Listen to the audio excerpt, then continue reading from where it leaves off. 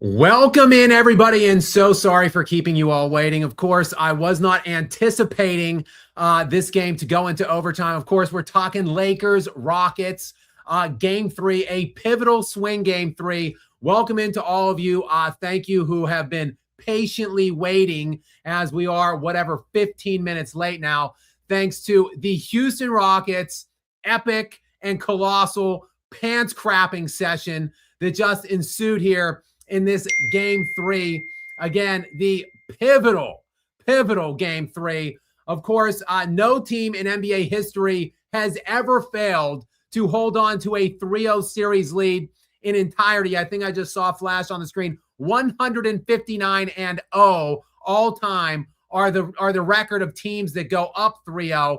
That, of course, is what the Houston Rockets were facing, trying not to fall into that 0-3 deficit at home tonight. But of course, Kevin Durant, one of the softest, biggest losers going out there in NBA history, who carries the moniker of an alleged all-time great, just simply cannot be bothered to pull himself onto the court. Now, for the second time in 3 games in this series, and a second just devastating loss. Really, you could say 3. The first game was kind of a blowout, but the Rockets were right there in Game 2, and they were right there in Game 3 here tonight. A lot to unpack, actually, in Game 3, because the Lakers were rolling in this game.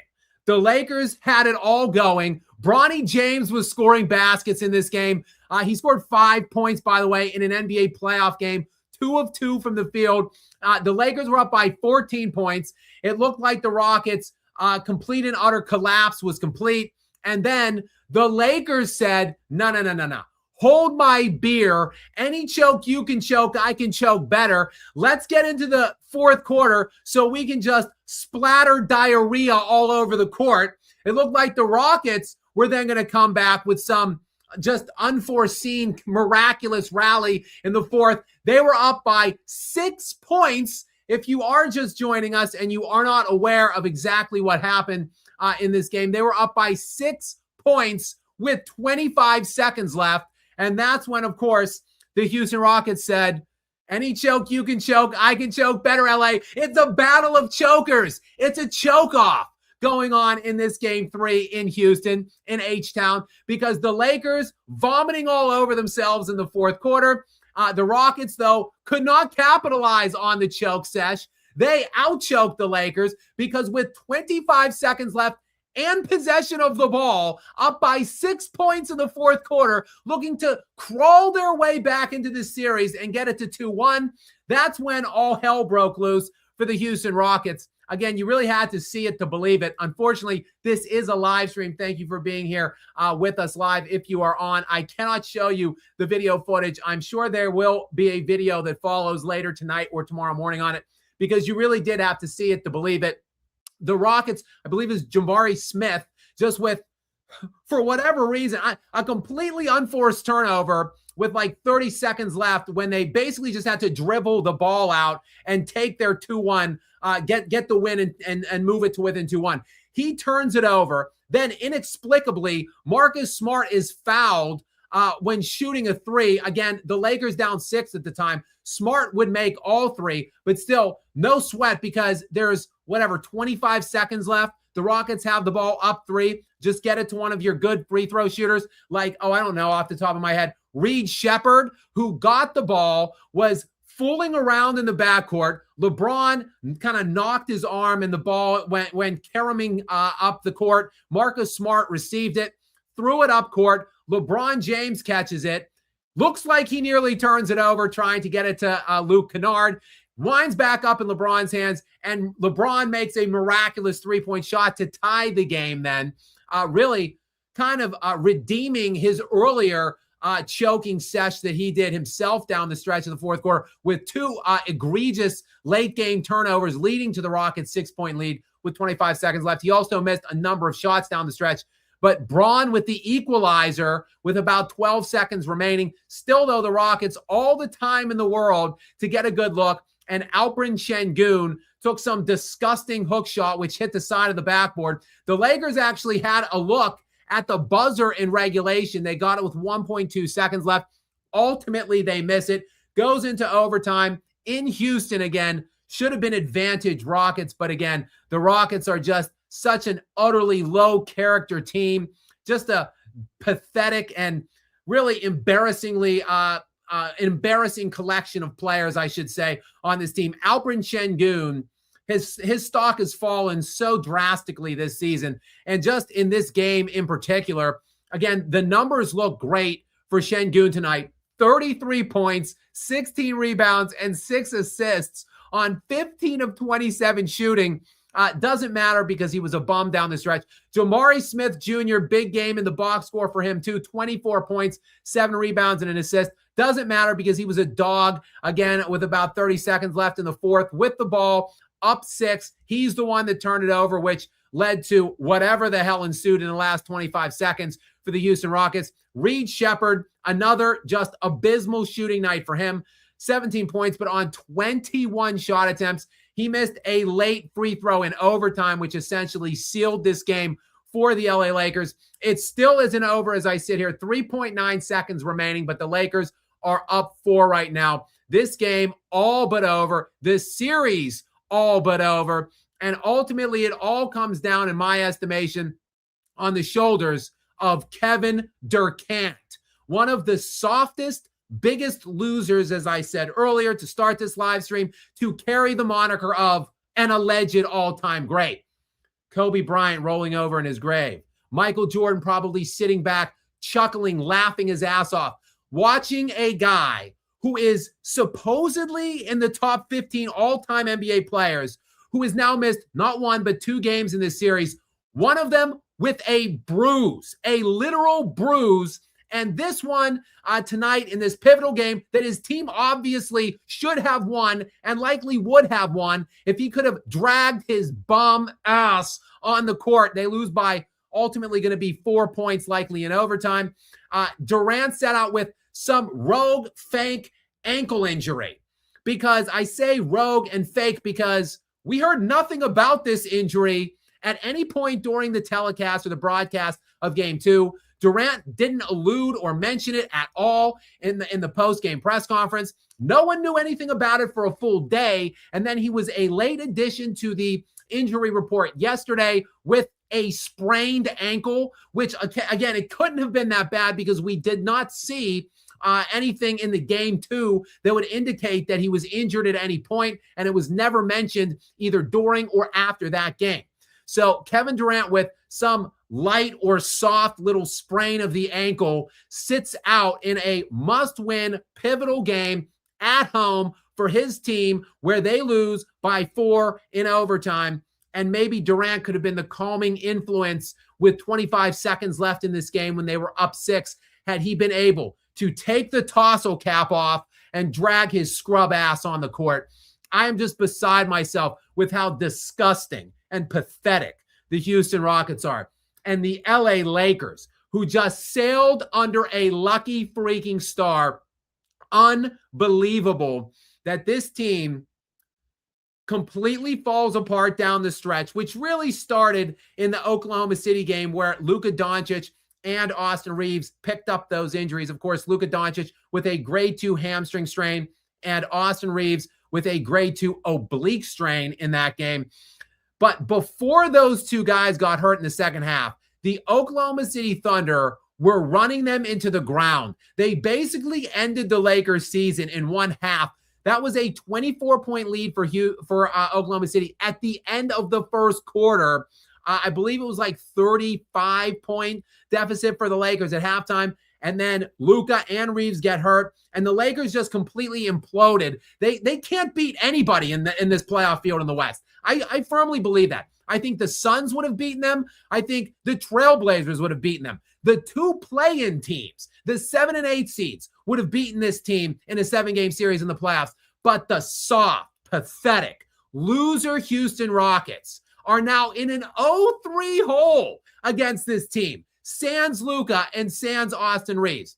LeBron James, of course, is strutting his stuff. He is just doing it all right now because he is stuffing the stat sheet as he loves to do. And the media is slurping and drooling and genuflecting at his feet for this performance throughout these first 3 games, even though it is the supporting cast, which has been absolutely instrumental in this series. Luke Kennard, tough night for him, only 14 points, but he entered the game tonight, leading the Lakers in scoring in the postseason to this point, 25 points per game. Marcus Smart entered tonight, 20 points per game on 52% shooting, and he was instrumental in this game tonight. To me, you could say he was the most important player on the court tonight. 21 points for him and 10 assists, 5 steals, 2 blocks, and the only guy to be in the pluses on the plus-minus scale in the starting lineup.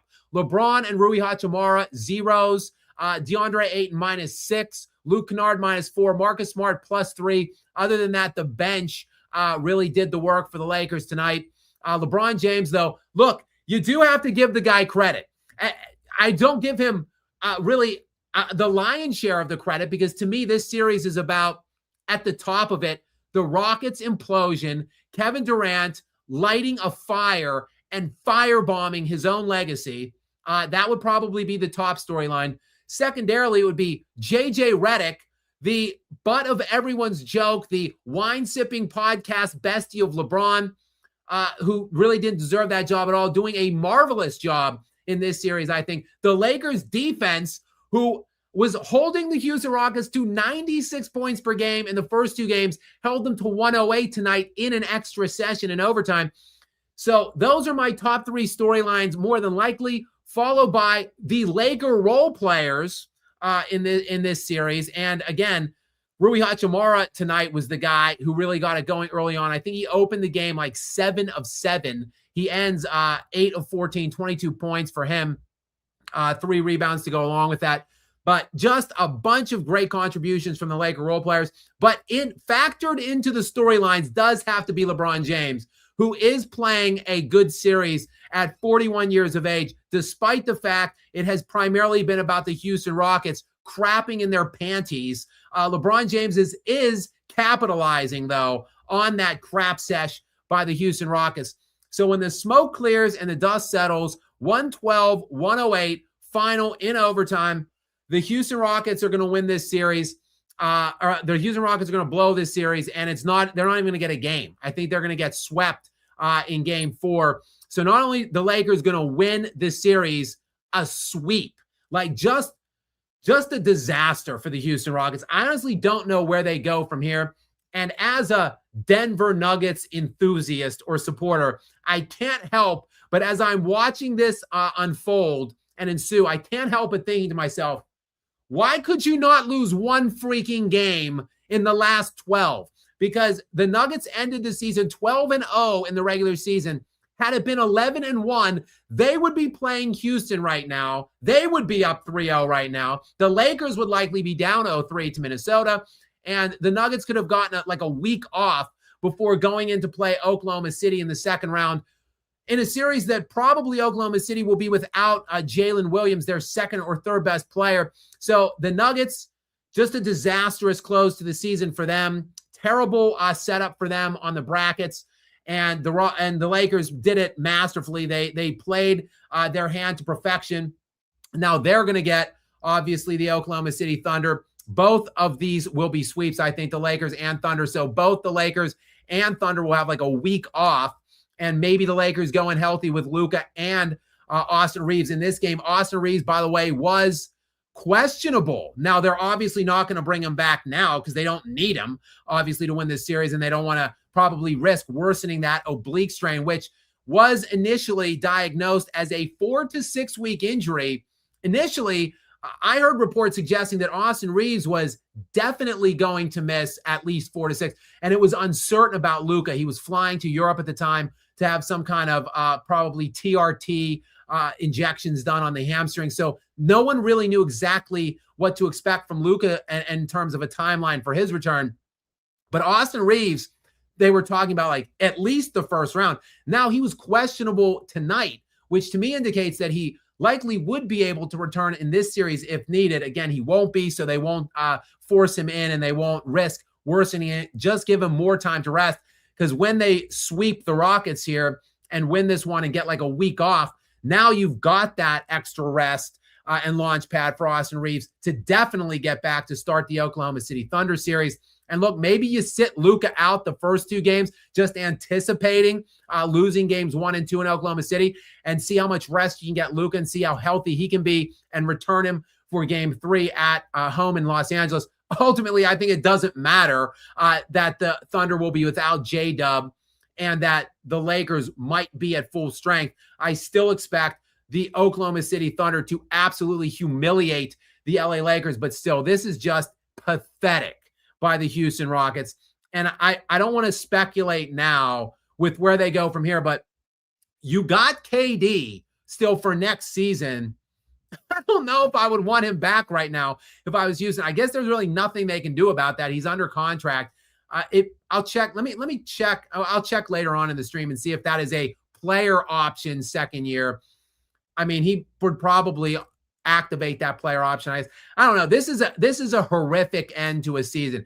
Just an unadulterated flame out, of which I honestly have to rack my memory and think something so humiliating and embarrassing for an all-time great player to play a team with the Lakers without their best 2 players and not even get a game against them. Just an atrocious showing by the Houston Rockets. And Ime Udoka, who I really greatly respect and appreciate, I don't know what to say ultimately about this showing by him or them other than humiliating.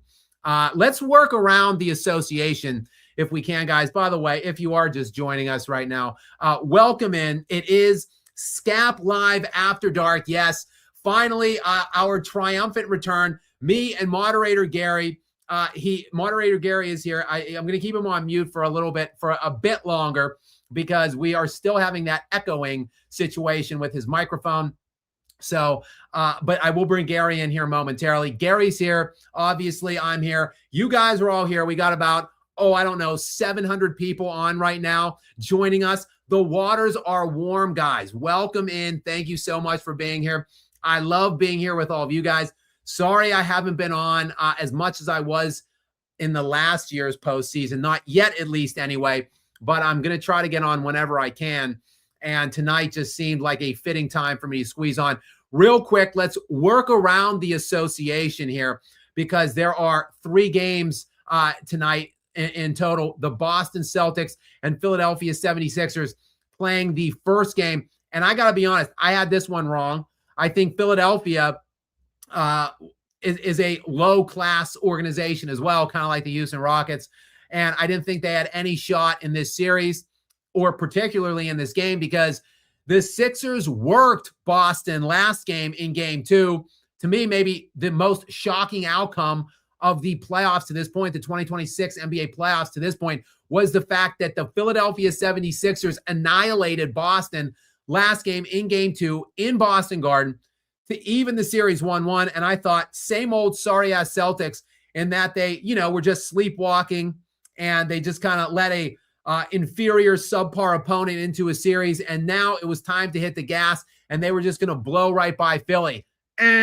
Because Philly was in this game all game long. Boston ultimately does pull away, get the win, 108-100, but it wasn't easy. I mean, this was only I think it was a 5-point game at the end of the third quarter, and Philly was right there at the end. It was like a 2-point game with under 2 minutes to go. So Philly was squarely within this series, or in this game and in this series for that matter, without Joel Embiid playing a single second yet, still out with whatever the effects are from his appendicitis, because finally Joel looked to be healthy going into the playoffs. And of course, he needed an emergency appendectomy, which now has limited his availability moving forward indefinitely, I suppose. He has not played yet in this entire postseason, but we got a pandemic P, podcast P, the part-time NBA player and full-time podcaster. There was a Paul George sighting tonight, 18 points,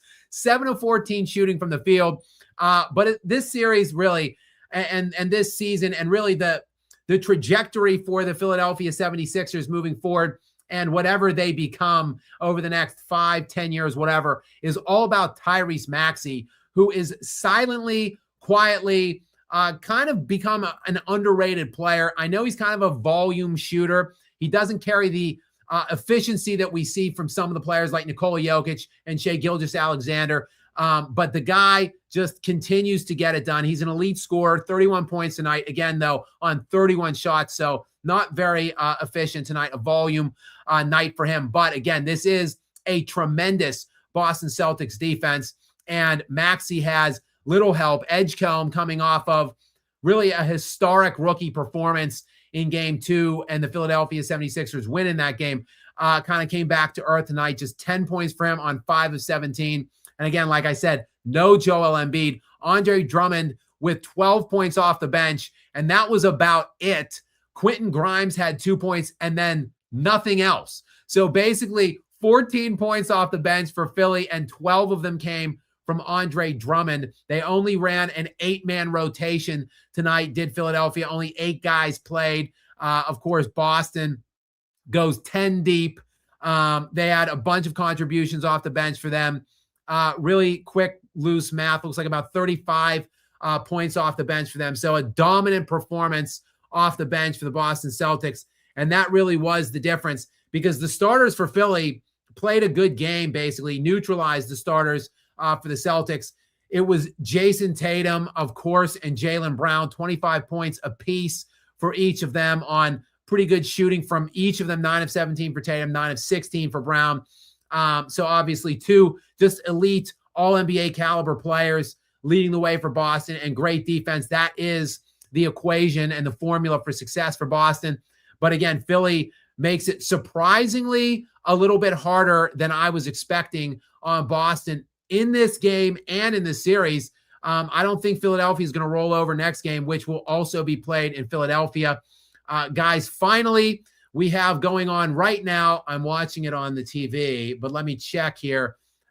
We've got Portland and San Antonio in a swing game here, where we've got a 1-1 series, surprisingly. Of course, much of that due to the fact that Victor Wembanyama was concussed last game early on. He played only 11 minutes, yet the Spurs still dominated that game largely. They were up by 14 points midway through the fourth quarter, and they collapsed. The Trailblazers finished game 2 on a 27-10 run to rip that game by 3 points and even the series at 1 apiece. And now I'm looking. I haven't been watching this game because I've been talking to you guys. I do not believe, yes, Victor Wembanyama is officially out. I can't believe he wasn't just ruled out initially. He did travel with the team. So Victor Wembanyama is in Portland. He was questionable for tonight's game on concussion protocol. There is no timeline necessarily for his return. He has to be removed from activity for 48 hours after the initial injury, the concussion, which he was. Then he works. You have to work back in gradually and clear a series of different protocols before you are ultimately eligible to return to live action. He was unable to do that tonight, but the fact that he was questionable tonight leads me to believe that there should be some cause for optimism or some kind of a positive outlook for the San Antonio Spurs, that his return might be a little bit sooner than I was anticipating. I was expecting him to miss the next 3 to 4 games maybe, but it looks like he could be back potentially for next game, if not definitively by game 5, it seems, which will be again back in San Antonio. I still thought the Spurs would win tonight even without him. It's close, though, right now, and the Trailblazers are playing well. End of the first now, 29-27. The Trailblazers hold a slim lead in this one, and, kind of just feeling each other out right now. Some Robert Williams and Jeremy Grant off the bench now with 6 and 3 points for the Trailblazers, so you like to see that activity for them. Let's see, Stephon Castle with 12 points already, 2 assists and 1 rebound on 4 of 6 shooting. Nice performance by him already. So we will keep an eye on this game as we go through this live stream sesh here. Skap Live After Dark again, still, 600 some people here. Again, welcome to the party, all of you guys. And welcome in moderator Gary now. We are at the 24-minute mark of this live stream. Gary, what say you, my friend? Yeah, this doesn't align up with the KD that I know. We remember that when he had that calf injury in the infamous Raptors finals series, he really wanted to play, and he did play, and just shredded his Achilles. So here we have that he misses game one because of a bruised knee. That same guy. I am telling you, something is not aligning up here. I don't know. Something is very fishy here, and I wouldn't be surprised if Commissioner Adam Silver had something to do with this, because there's always fishy circumstances surrounding LeBron James in the playoffs. There's almost always. This does not align up with the KD. Love him or hate him, you never questioned his heart before.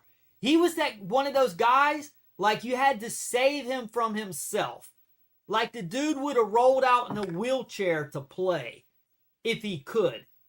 And now all of a sudden, after game two, now all of a sudden he's got a mysterious ankle injury on top of his knee contusion that he acquired in practice that week, bumping knees with a teammate.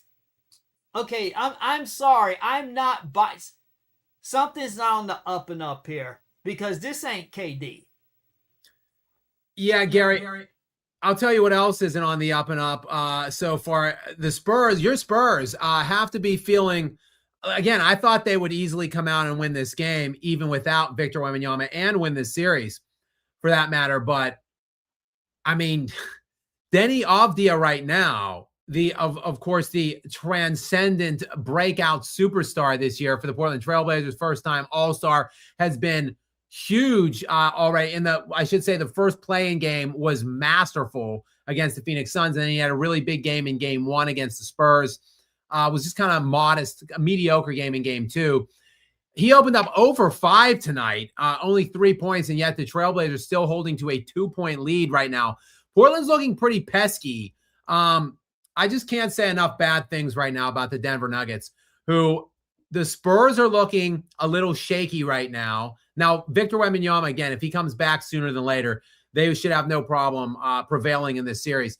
But the Nuggets could potentially get, maybe Portland shocks the world here if Victor Wembanyama can't get back. You might have Portland sitting there for them in the second round. Or I said again, if they would have just tanked one game in the last 12, they would be playing the bum Houston Rockets right now, and they would be the ones that were on the verge of a sweep of the Rockets and then getting a week off to get healthy. Obviously, the Nuggets still ravaged in injury. We can talk about the Nuggets a little bit if anybody cares to. I put a video out, a lengthy video out about them today. So I kind of got everything off my chest that I wanted to say about them. But if anybody cares to talk about them, I obviously can acquiesce for that. Gary, it looked like you had something else to add, though. Go ahead. Yeah, I was going to say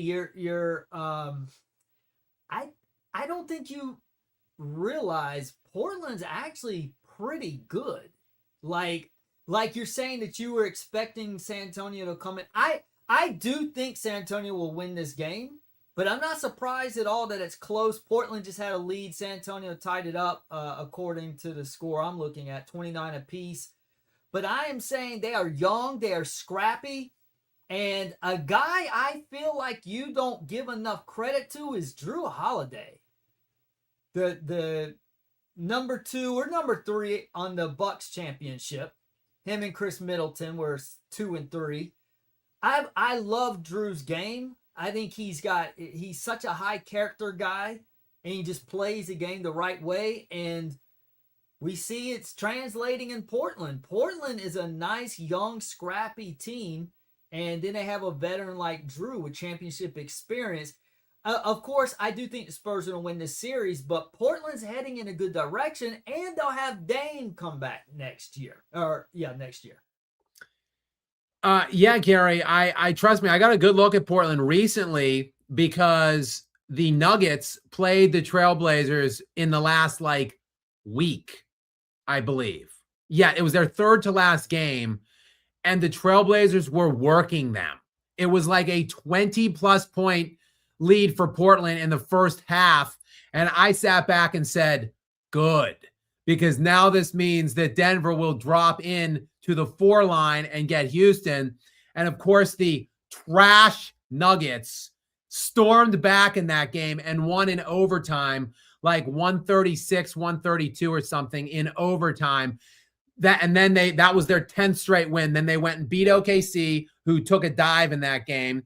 And then they beat San Antonio, who were trying to beat them in that game to finish on a 12-game winning streak. And now they're probably going to lose in the first round, Gary. But we are, again, like I said, we'll keep an eye on this. 36-32 is what I'm seeing here. San Antonio now up.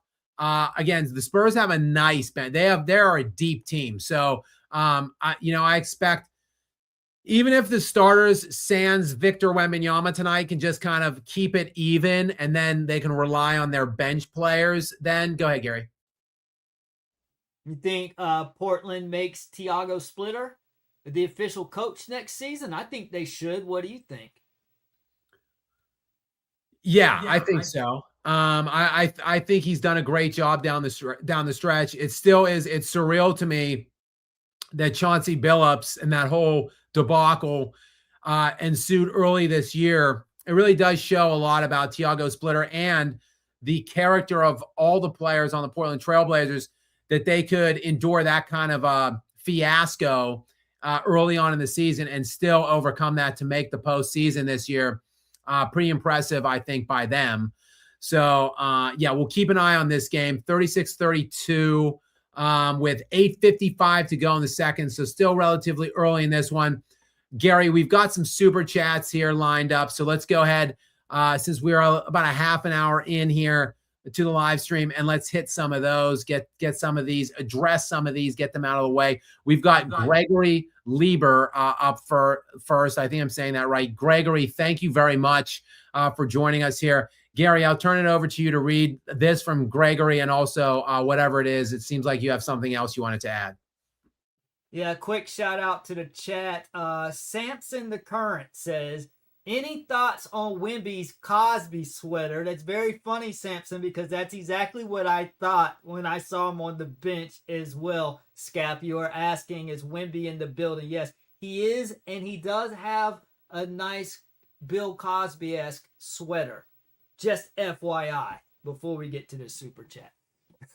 So Gregory says, WTF were those jump balls in the Lakers game? What's that? In the Lakers game? Yeah, I guess he added an L as a typo.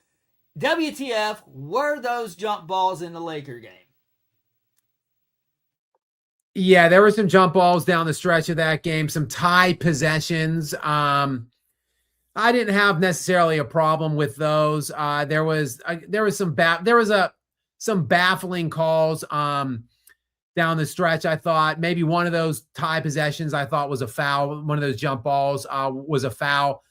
There was also late in. I said that Reed Shepherd choked a free throw late. I think there was about 50 seconds left in the game, and they were down 4. Houston was.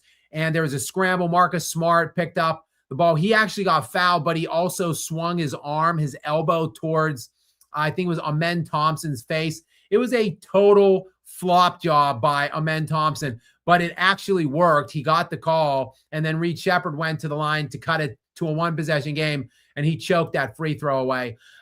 Just a comedy of errors down the stretch in that game for really both teams. Like, the Lakers were dominating that game all game for the most part till the fourth quarter, and then they totally choked in the fourth quarter. And again, there is no reason an NBA team should ever lose a game where they have a 6-point lead with the ball with 25 seconds left in it. There is no excuse. These guys are pros. It happens in college sometimes. You see that kind of shit in March Madness. A pro team with possession of the ball and 25 seconds left in the game and a fresh clock, mind you, and a 6-point lead. All they had to do was get the ball over the half-court line, get fouled, make your free throws. You're up 8 with like 22 seconds left at that point. The game is in the freezer. The Rockets are in the series. It's 2-1.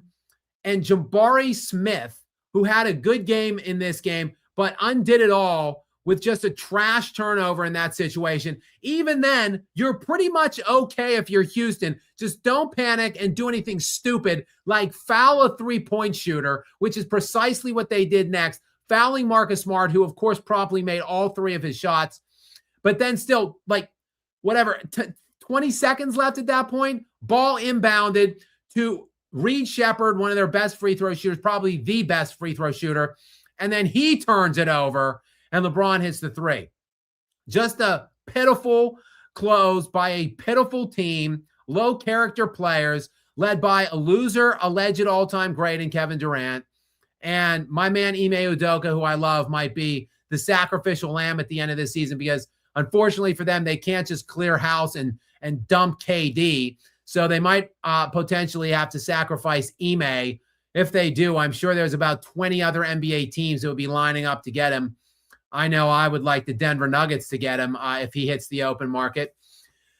But yeah, a pitiful loss for them and just a pitiful, sad way to go out by Kevin Durant.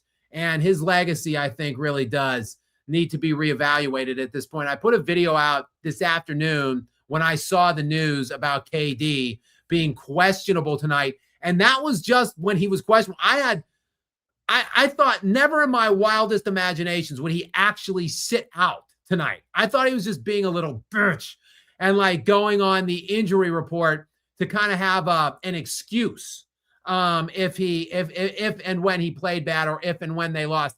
I certainly didn't think he actually would sit tonight after he sat with a bruise in game one, and then he played just so utterly small and soft in game two, a game that the Rockets certainly could have won. He had 20 points on 6 of 7 in the first half, 3 points on 1 of 5 in the second half.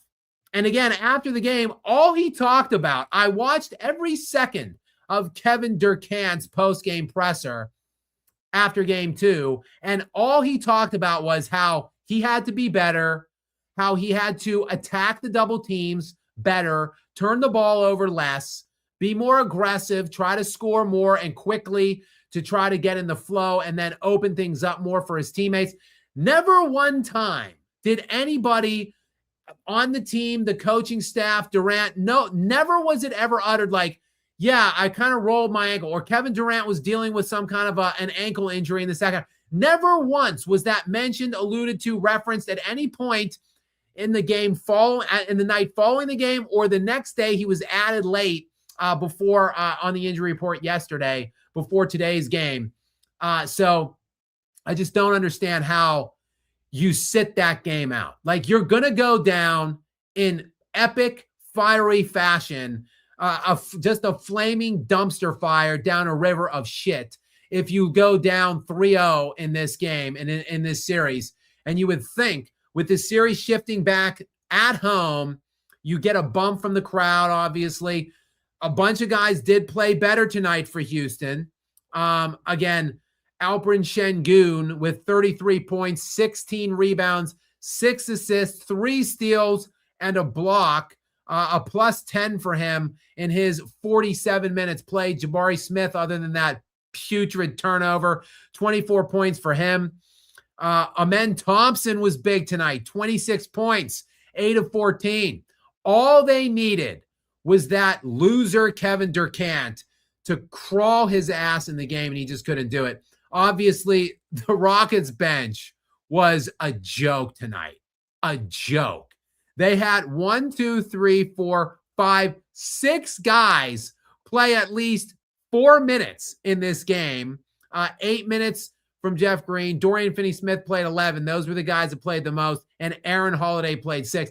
So they weren't playing a ton of minutes, but still, 6 guys to log at least 4 minutes, 3 total points.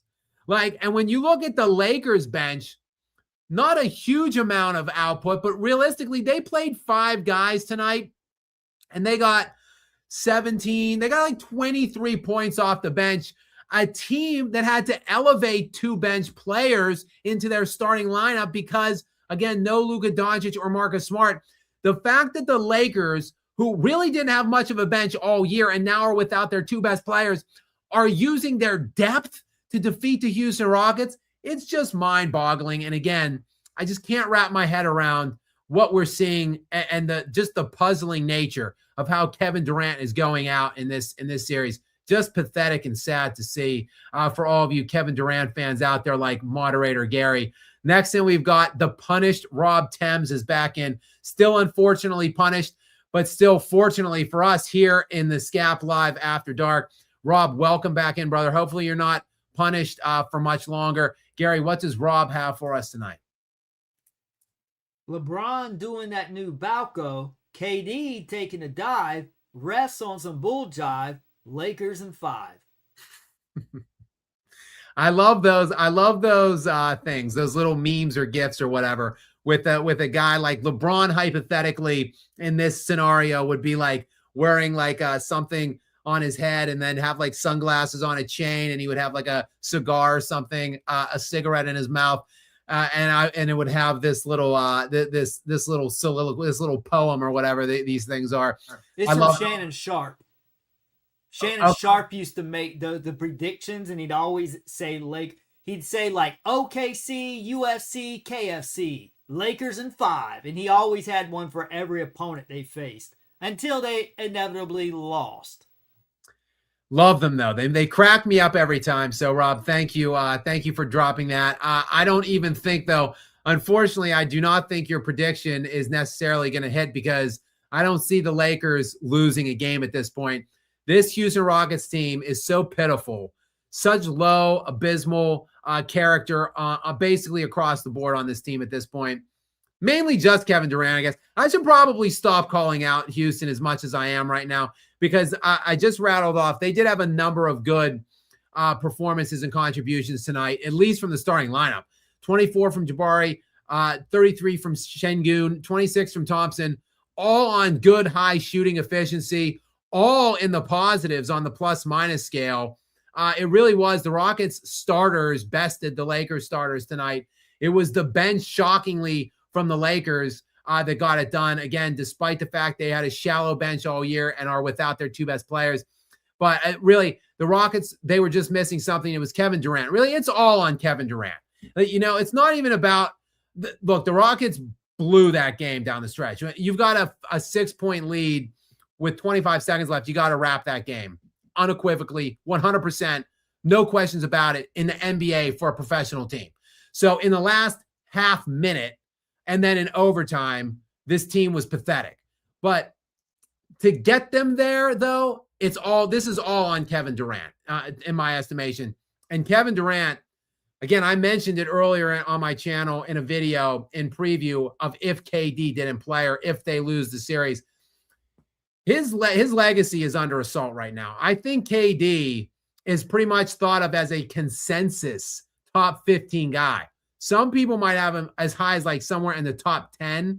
And now I'm talking, he's out of the top 20 at this point. Like if this is the way his career is going to finish with this garbage, and he's not even going to sniff another NBA finals round. Like I'm saying, like this guy's out of my top, at least he's out of my top 20. I just can't say enough about Kevin Durant.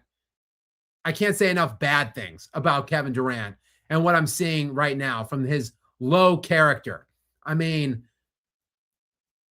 if they're playing the Lakers at full strength and they lose, acceptable, especially the fact that they're without Fred VanVleet, who tore his ACL in July and hasn't played this whole season. They're without Steven Adams, their starting center, who got hurt midway through the year. He's out for the whole year. If the Lakers had all of their guys, fine.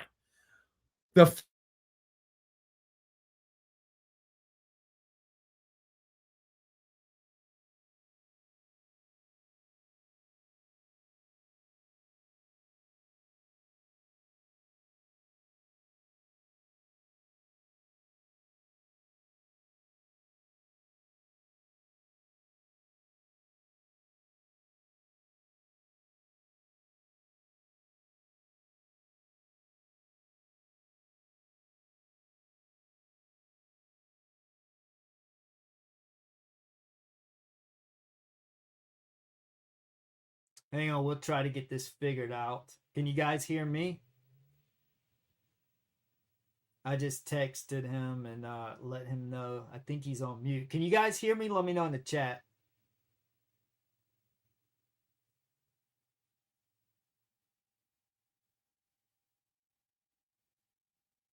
Okay, so you guys can hear me. I'm not sure what happened, but it's buffer. I'm assuming his internet disconnected. I am not sure, but I'm sure he'll be back any second. Let me let him know.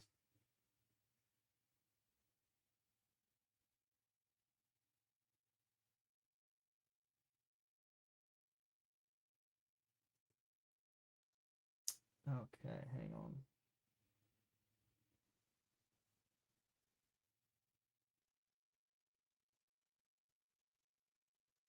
I'm letting him know to go back in the room. Got my reading glasses on so I can read the chat.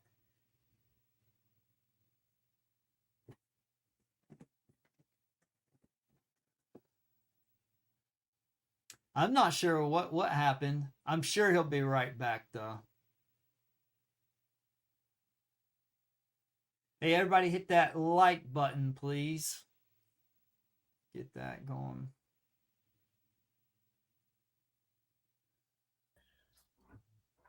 All right.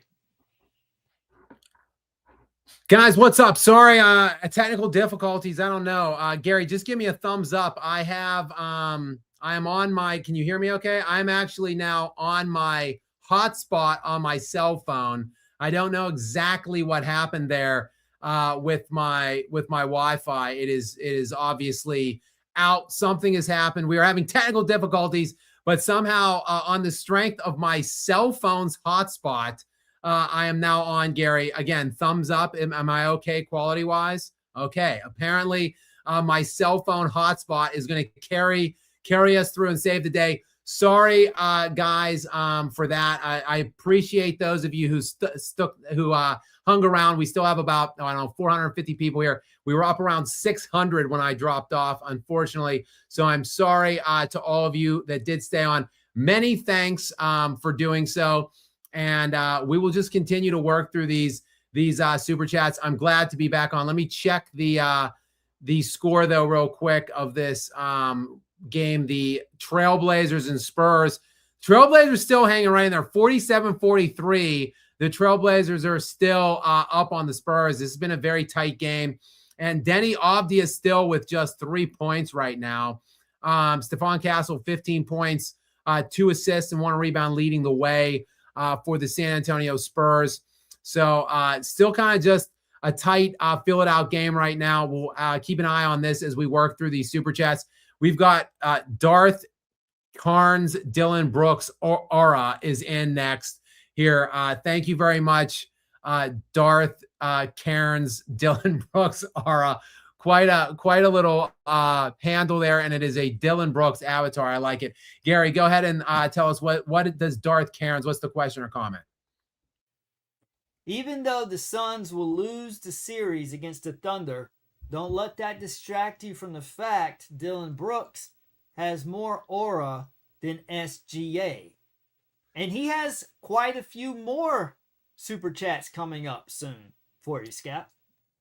Well, thank you very much, Darth Cairns. And I believe Dylan Brooks and SGA are both Canadian. Am I right on that? Dylan Brooks and SGA and Jamal Murray are all on the Canadian national team.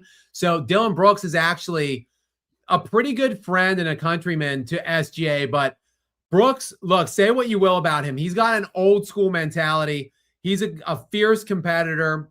He plays like a remnant from the early 2000s or the 90s, really.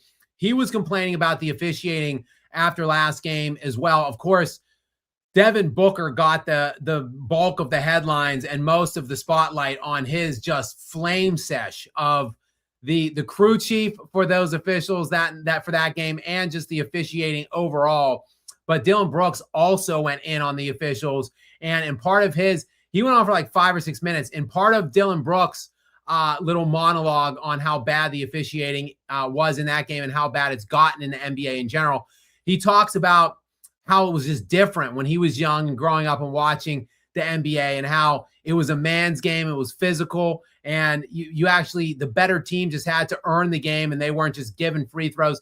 So Dillon Brooks has that mentality like few do in the NBA today. So I'm with you, Darth Cairns. I like Dillon Brooks actually, and he goes against LeBron a lot too. And I like the feud that he goes when he goes against LeBron.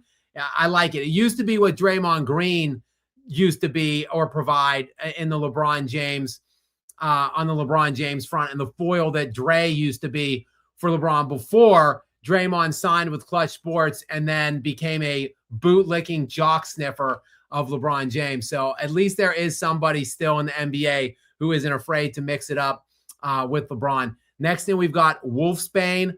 What's up, brother? Welcome in, as always, a regular. Thank you for being here, as always. Gary, what is the question or comment from Wolfsbane?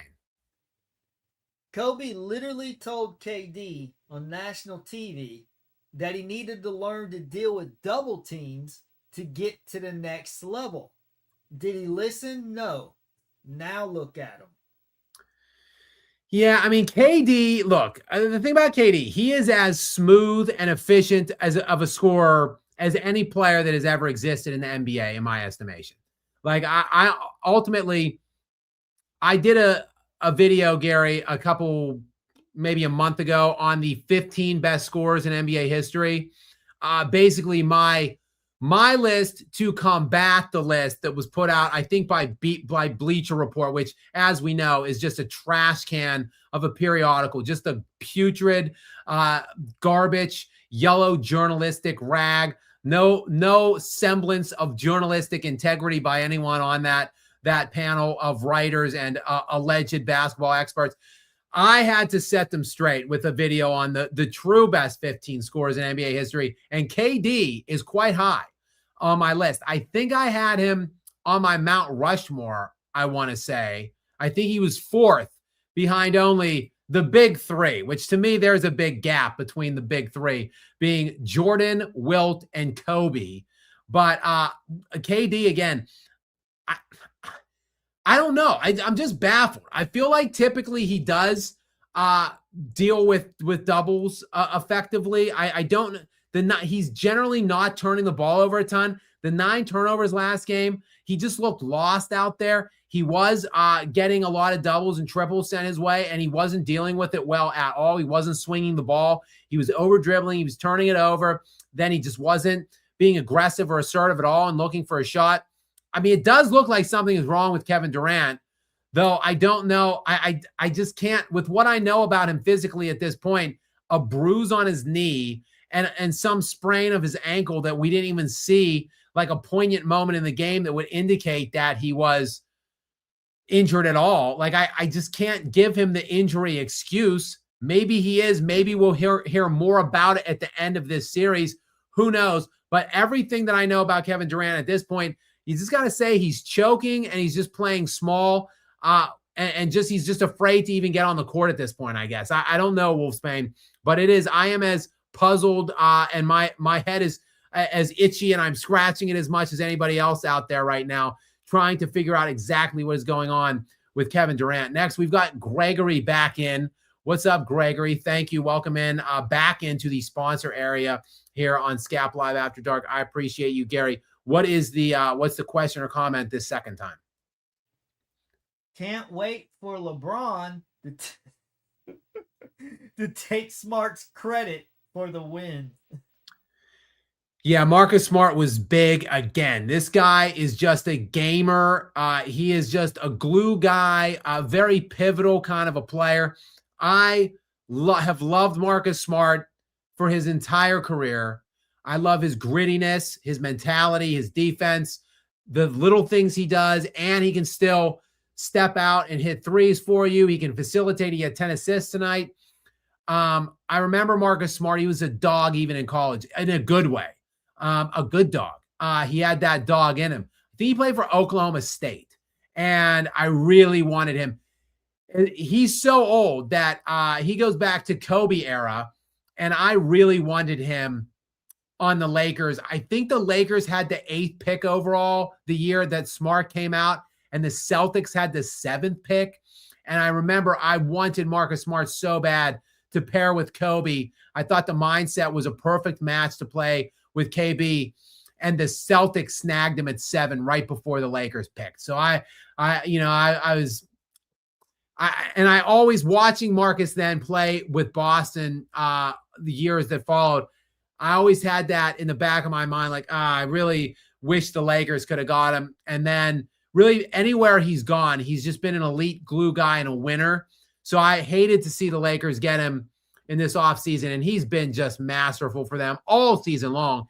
He led the Lakers this year in plus minus, better than LeBron, better than Luka, better than Austin Reeves. He was number 1 in plus minus for the Los Angeles Lakers this season, and he has just been a huge contributor so far in this series and in this postseason. Again, tonight, a huge game for him. He came into the night averaging 20 points per game on 52% shooting, 5 of 9 shooting tonight, 2 of 4 from the three-point line, 9 of 11 from the free throw line, 21 points in 39 minutes, 10 assists, and 5 steals. Again, the only guy in the positives for the starters and the Lakers tonight and the plus minus. Just a massive game for him. Can't be understated, Gregory. Mike Ross, 6767 is in next. What's up, Mike? Gary, what does Mike have for us tonight? Ime is cooked, isn't he? Yeah, I already talked about Ime earlier. I'm not sure if you were here. We are hitting the hour mark right now in this Skap Live After Dark live stream. But yeah, Ime, unfortunately, look, there's got to be a fall guy. I'm going to tell the story real quick because I just love it. And every time I utter those words, you've got to have a fall guy. I think about the legendary Chris Carter. For any of those of you out there who might be an NFL football fan, I am also a huge football fan. My fandom in the NFL predates my NBA fandom. Chris Carter was a legendary wide receiver, most notably known for his time spent with the Minnesota Vikings, Hall of Famer. But he actually started his career in Philadelphia, and he had some turbulent times off the field at the beginning of his NFL career. Was mixed up with drugs and just the wrong element off the field, and he almost cost him his NFL career. Found religion later on in his career, cleaned himself up, became again a Hall of Famer while playing for the Minnesota Vikings. And he was brought in to speak at a rookie symposium one year. Basically, they bring all these guys in to talk to the incoming crop of rookies into the NFL, to tell them what to expect, things that they should look out for, how they could be a good pro now moving forward. And Chris Carter was brought in to talk, I guess, about how not to fall into the wrong element off the field and get, brushed up in that, how to stay focused on your career. And Chris Carter it wasn't a joke. He literally, he was talking about how you've got to have you a fall guy. That was his exact quote. So basically no matter what you do, or how bad things, if you're doing things you shouldn't be doing, just have a fall guy that you could pin it all to. And I use that quote. It's highly applicable, really, when you're not talking about negative things off the court, but bad things on the court or on the field of play. You've got to have you a fall guy. And the Houston Rockets, after they go down in this series to a team without its 2 best players and a team led by a 41-year-old LeBron James and Luke Kennard and a bunch of other random role players, Houston's going to have a fall guy. And it's not going to be Kevin Durant, look, I said I wanted to check it. I will right now. I said I wanted to check whether his contract next year, the year on his contract next year, is a player option, a team option, or if it's was just a 2-year deal. So let me just pull that up real quick. I mentioned I wanted to check it. I'll do it now. Kevin Durant, actually, oh my God, He is on the books for a firm contract next year in 2026, 2027. Then he has a player option in 2027, 2028. He's 37. So yeah, Kevin Durant ain't going anywhere. He's on the books firmly next year and then a player option the following year. FYI, in case you're wondering, 98 mil. 98.6 mil, but what's a couple decimal points when you're talking nearly 100, almost 99 mil still in the books for KD. Of course, that includes this year. So realistically, he's got 44 mil next year and then a $46 million player option in his age 40 season. So Kevin Durant ain't going anywhere, unfortunately, for the people of Houston. So, yeah, you've got to have you a fall guy, and that fall guy is likely, to Mike Ross's point, going to be Ime Udoka, I think, who's probably going to be out at the end. Or who knows? Maybe the Houston Rockets brass will just say, look, it is what it is. We didn't have Fred VanVleet. We didn't have Steven Adams. This was a flawed roster because of those. We were already kind of shallow, and we really couldn't absorb many losses. They really don't have a floor general or a setup guy outside of VanVleet. It's really, honestly, Alfred Şengün is like, they've been playing, I guess, point forward with him primarily because Amen Thompson, as many things as that guy does well, he is a freak athlete. He is an elite defender. He is a great slasher and attacker of the rim and a finisher. Still working on that outside shot, and he's really not like, he's not just a standard distributor or a floor general. Like, he's not like an average kind of run-of-the-mill point guard. So they really have just been lost without that this season. So maybe Houston's brass says, look, let's get VanVleet back. Let's get Steven Adams back, and let's take a run at it next year with Ime Udoka. Maybe there's a stay of execution for Ime to see what they could do next year at full health. But this is just a pathetic look for them. Wolfsbane is back in again. What's up, Wolfsbane? In other news, my Hawks won again, up 2-1. Yeah, that's not a fluke. And the Knicks are in trouble, much like the Nuggets are in trouble, because I think even though that's a 6-3 in the East, just like it's a 6-3 for the Nuggets and the Timberwolves in the West, I think the better team is the 6. Minnesota just had injuries down the stretch, and then they were kind of tanking too, in my estimation, because they were trying to get the Lakers. They end up missing the Lakers and draw the Nuggets, but it's a good matchup for them anyway. And then they were hurt. They were sitting guys. They sat Anthony Edwards a bunch down the stretch. They realistically should have been higher, should have won 50 games. The Hawks, on the other hand, were terrible to start the year.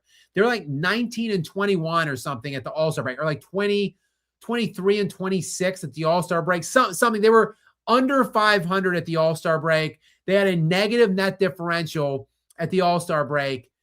But I guess I should say it really started at the trade deadline because they got rid of Trae Young. They brought in a couple, really instrumentally, they brought in why am I drawing a complete blank on here? McCollum, CJ McCollum came in at the trade deadline, and he's been unbelievable. He's been arguably their best player since the trade deadline, and he has definitively been their best player in this series. But something else happened with those trades that were made at the deadline. They became an elite defensive team. They were like a top 3 net rated defense the rest of the way. They finished the year like 22-9. They had one of the best records down the stretch, one of the best net ratings down the stretch. This team is just really good. And I speculated, depending on matchups and seed lines, that they could be, I could easily see a world where they're in the Eastern Conference Finals this year. I did not like the pool that they got by getting the Knicks in the first round. I thought the Cavs would have been a more advantageous matchup for them, but it hasn't mattered because they are up 2-1 with game 4 coming in Atlanta. So that could very easily be a 3-1 series. The Knicks fought back last game. They were down all game. The Hawks were up big. The Knicks showed character. They came back. They fought back. They had an opportunity to win that game down the stretch. They lost by 1. But yeah, that is now obviously it is a must win for the New York Knicks now. I believe they play tomorrow on Saturday in game, again, 4 in Atlanta. So we'll see. That's going to be a great game, I think, Whereas I think the Nuggets are basically cooked and finished in their series. I think the Knicks could get that game and make this just a beaut of a 7-game battle. But the Hawks, I mean, they're a year up. They're a year ahead of schedule. I think they're going to be even better next year. So shout out to you, Wolfsbane, and congrats. You've got a bright future there in Atlanta. Next in, we've got Fernando O'Neill, 26. What's up, Fernando? Thank you for being here. Thank you for supporting the live stream. I appreciate you. Gary, what's the question or comment? I was going to say, do you think the Hawks are missing Trae Young? Hey, Skap, watching from Japan. Love the videos. Fernando, thank you so much. I love to hear people watching from other markets and from other places all around the world. It's a cool thing. I'm very honored to have people from all over the world watching my channel during the regular season, during the year, watching my videos, but to be on the live streams from all around the world. It is very humbling, and I'm very thankful to have you here. Shout out to you, Fernando, in Japan. I can't imagine I have many viewers in Japan, but thank you so much for being here and tuning in and showing me the support here. I appreciate you very much, Fernando. Thank you so much. And thank you for the positive words as well. I really do appreciate it. Next in, we've got Darth Cairns back in. Gary, you did indicate that he would be back, and here he is. So what is this next one from Darth Cairns? It looks like we have multiple. Oh my goodness, we have like four or five consecutive ones coming up from Darth. So thank you, Darth. Let's read these back to back because Skap, I'm going to read this, then skip to the next one because they go together. I love the content. Skap should run for commissioner. Next comment, you're going to put your commissioner cap on. So that he asks, if you can add 4 more cities to be added to the Western Conference expansion and 4 more for the East, which will you choose? What do you think about Pittsburgh in the East there, Skap? 4 more on, you pay me 8. I got to pick 8 cities. That is a tough question. I honestly don't like the idea of expansion, to be honest with you, Darth. I think that we have too many teams in the NBA right now. I think there is some watered down. Now, look, there's so much talent in the NBA. Teams go like 1 through 10 deep now, many teams. But I think so. It's maybe not the talent that is watered down. It's the teams. There's teams that stink. There's like 6 to 8 teams that are absolute trash right now that basically tried to lose games this year. I don't think we need to throw in 8 more teams that make it even more teams, even more of a possibility of tanking teams than throughout the entirety of the NBA season. So 8 is a bit of a stretch, but let me just pull up a map here of the US. I definitely will give a shout out to my home city, Pittsburgh, Pennsylvania. Growing up Cincinnati is a second option for you? Meh. Growing up in the Steel City, I can say that I was one of like 6 NBA fans in the entire city. They're all about their Pittsburgh Steelers primarily, secondarily the Penguins, and now like if the Pirates are kind of good this year, so they'll be in on the Pirates moving forward. But they're just a good fan base, and I think if they had an NBA team that was good, they would gravitate towards them and love them. So I will throw Pittsburgh in the mix. Plus, there's a great movie from the 70s, The Fish That Saved Pittsburgh, a basketball film. So I really would like to see, and I travel back to Pittsburgh frequently. So I would like to take in some games with my mom when I'm in town. So I will selfishly say Pittsburgh should be in the East. I will also add Seattle back, and that's low-hanging fruit. Seattle was a great basketball town. I hated to see them lose the Thunder when they moved to Oklahoma City. I would love to see the Supersonics back in the NBA. So I would be throwing the Sonics in the West and the Pittsburgh, whatever you want to call them, Piranha. No, there's already a Pittsburgh Piranhas of something. I will throw them in the East.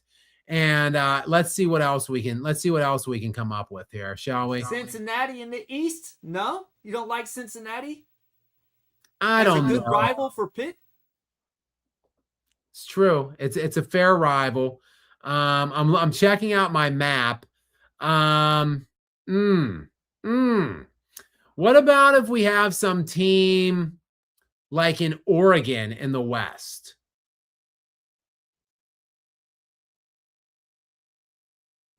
I kind of like the idea of a team in Oregon in the West. Man, there's so many teams in the middle of the country that can really swing either way.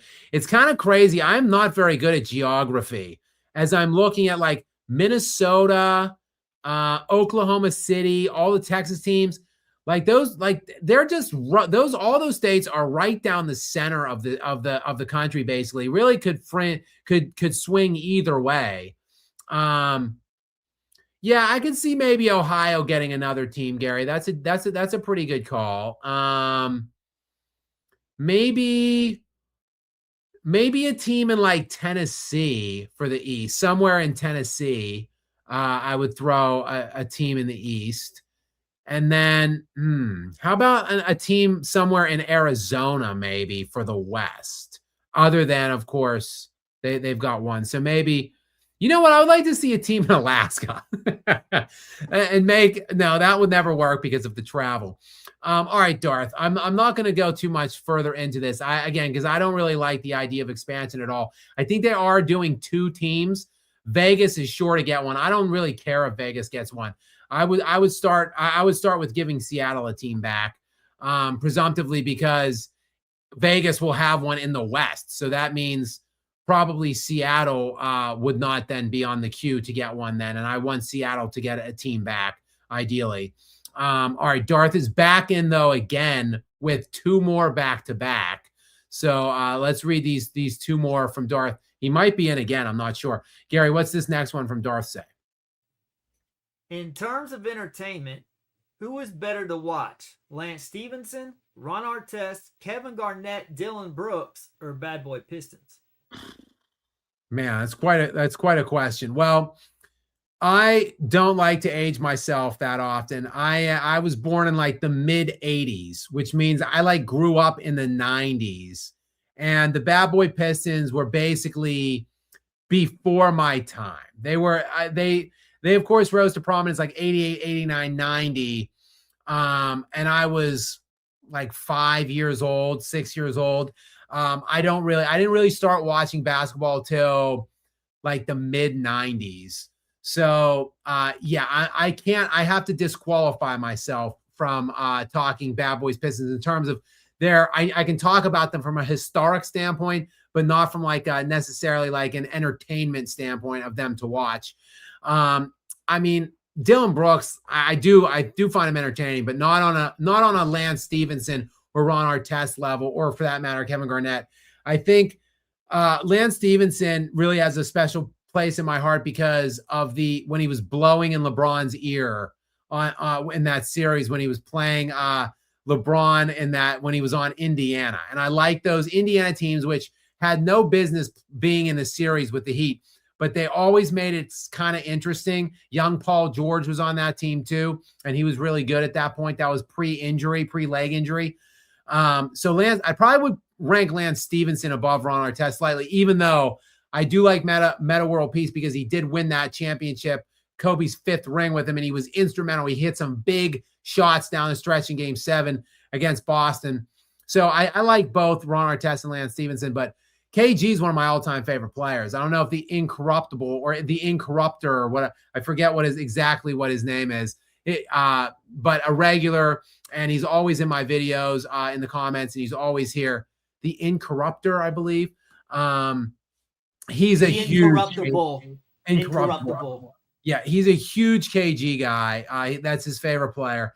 And I do owe him a KG video, and I will do it probably after this playoff season ends.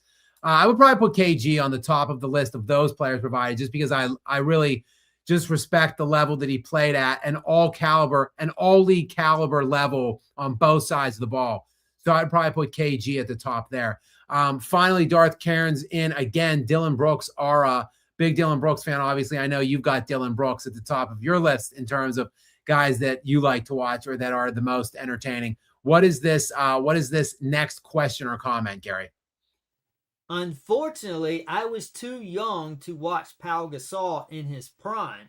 How good or great was he during the Grizzlies, Lakers, and Olympics run?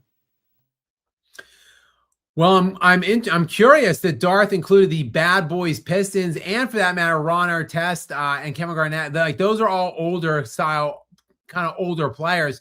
So if Darth Cairns is too young to remember Pau Gasol, you're probably too young to remember all those guys you asked about, other than Dylan Brooks for that matter. I guess that's why you've got Dylan Brooks aura. How good was Pau Gasol? I love Pau Gasol. I love him.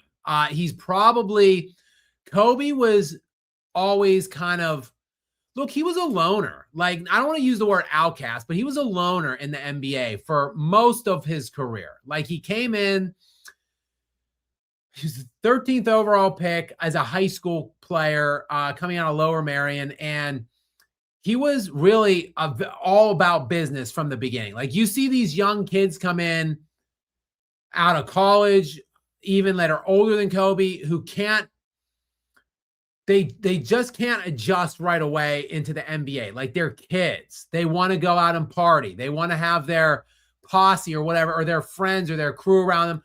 They're being pulled in different directions. They do, to Chris Carter's point, like they have the wrong element around them, or they just have friends and family that came up with them and they feel like they owe them, and like those people take them in different directions, and then they're just immature. They don't know how to handle money or fame or the popularity that they get all at one time, and they're just not about the business of the sport initially when they get into the NBA.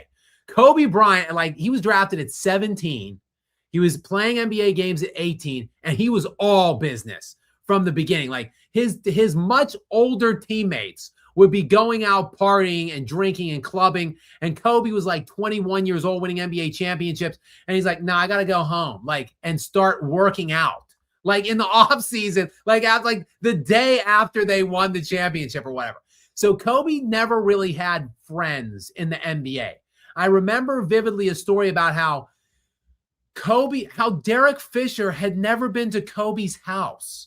And it was like, Kobe was like 30 something at that point. So he had played with Derek Fisher for like 14, 15 years, because Derek Fisher was drafted the same year as Kobe in the same draft. So they came in together as rookies. And then Derek Fisher took that little hiatus where he went to Utah and Golden State for like back-to-back years, but then came back to play with Kobe again. So they played with each other for like 17 years or something like that. And Derek Fisher had never been to Kobe's house.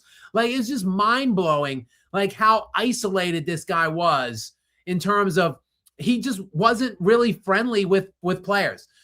I preface my comments on Pau Gasol because I truly believe Gasol was Kobe's closest, dearest, and best friend in the NBA.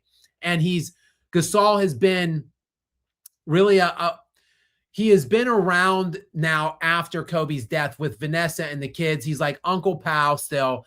And I think they had a very close bond and friendship.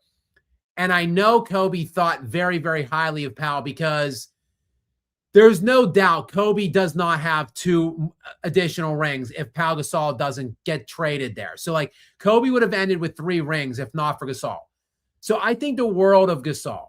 With that said, big but, I think the narrative on Pau Gasol has become too high on the type of player he was in the aftermath as a tool by these Kobe-hating scrubs in revisionism to rewrite Kobe's career and his legacy and say that, like, Pau Gasol was better than what he actually was. Pau Gasol was in his like 7th year when he got traded to LA.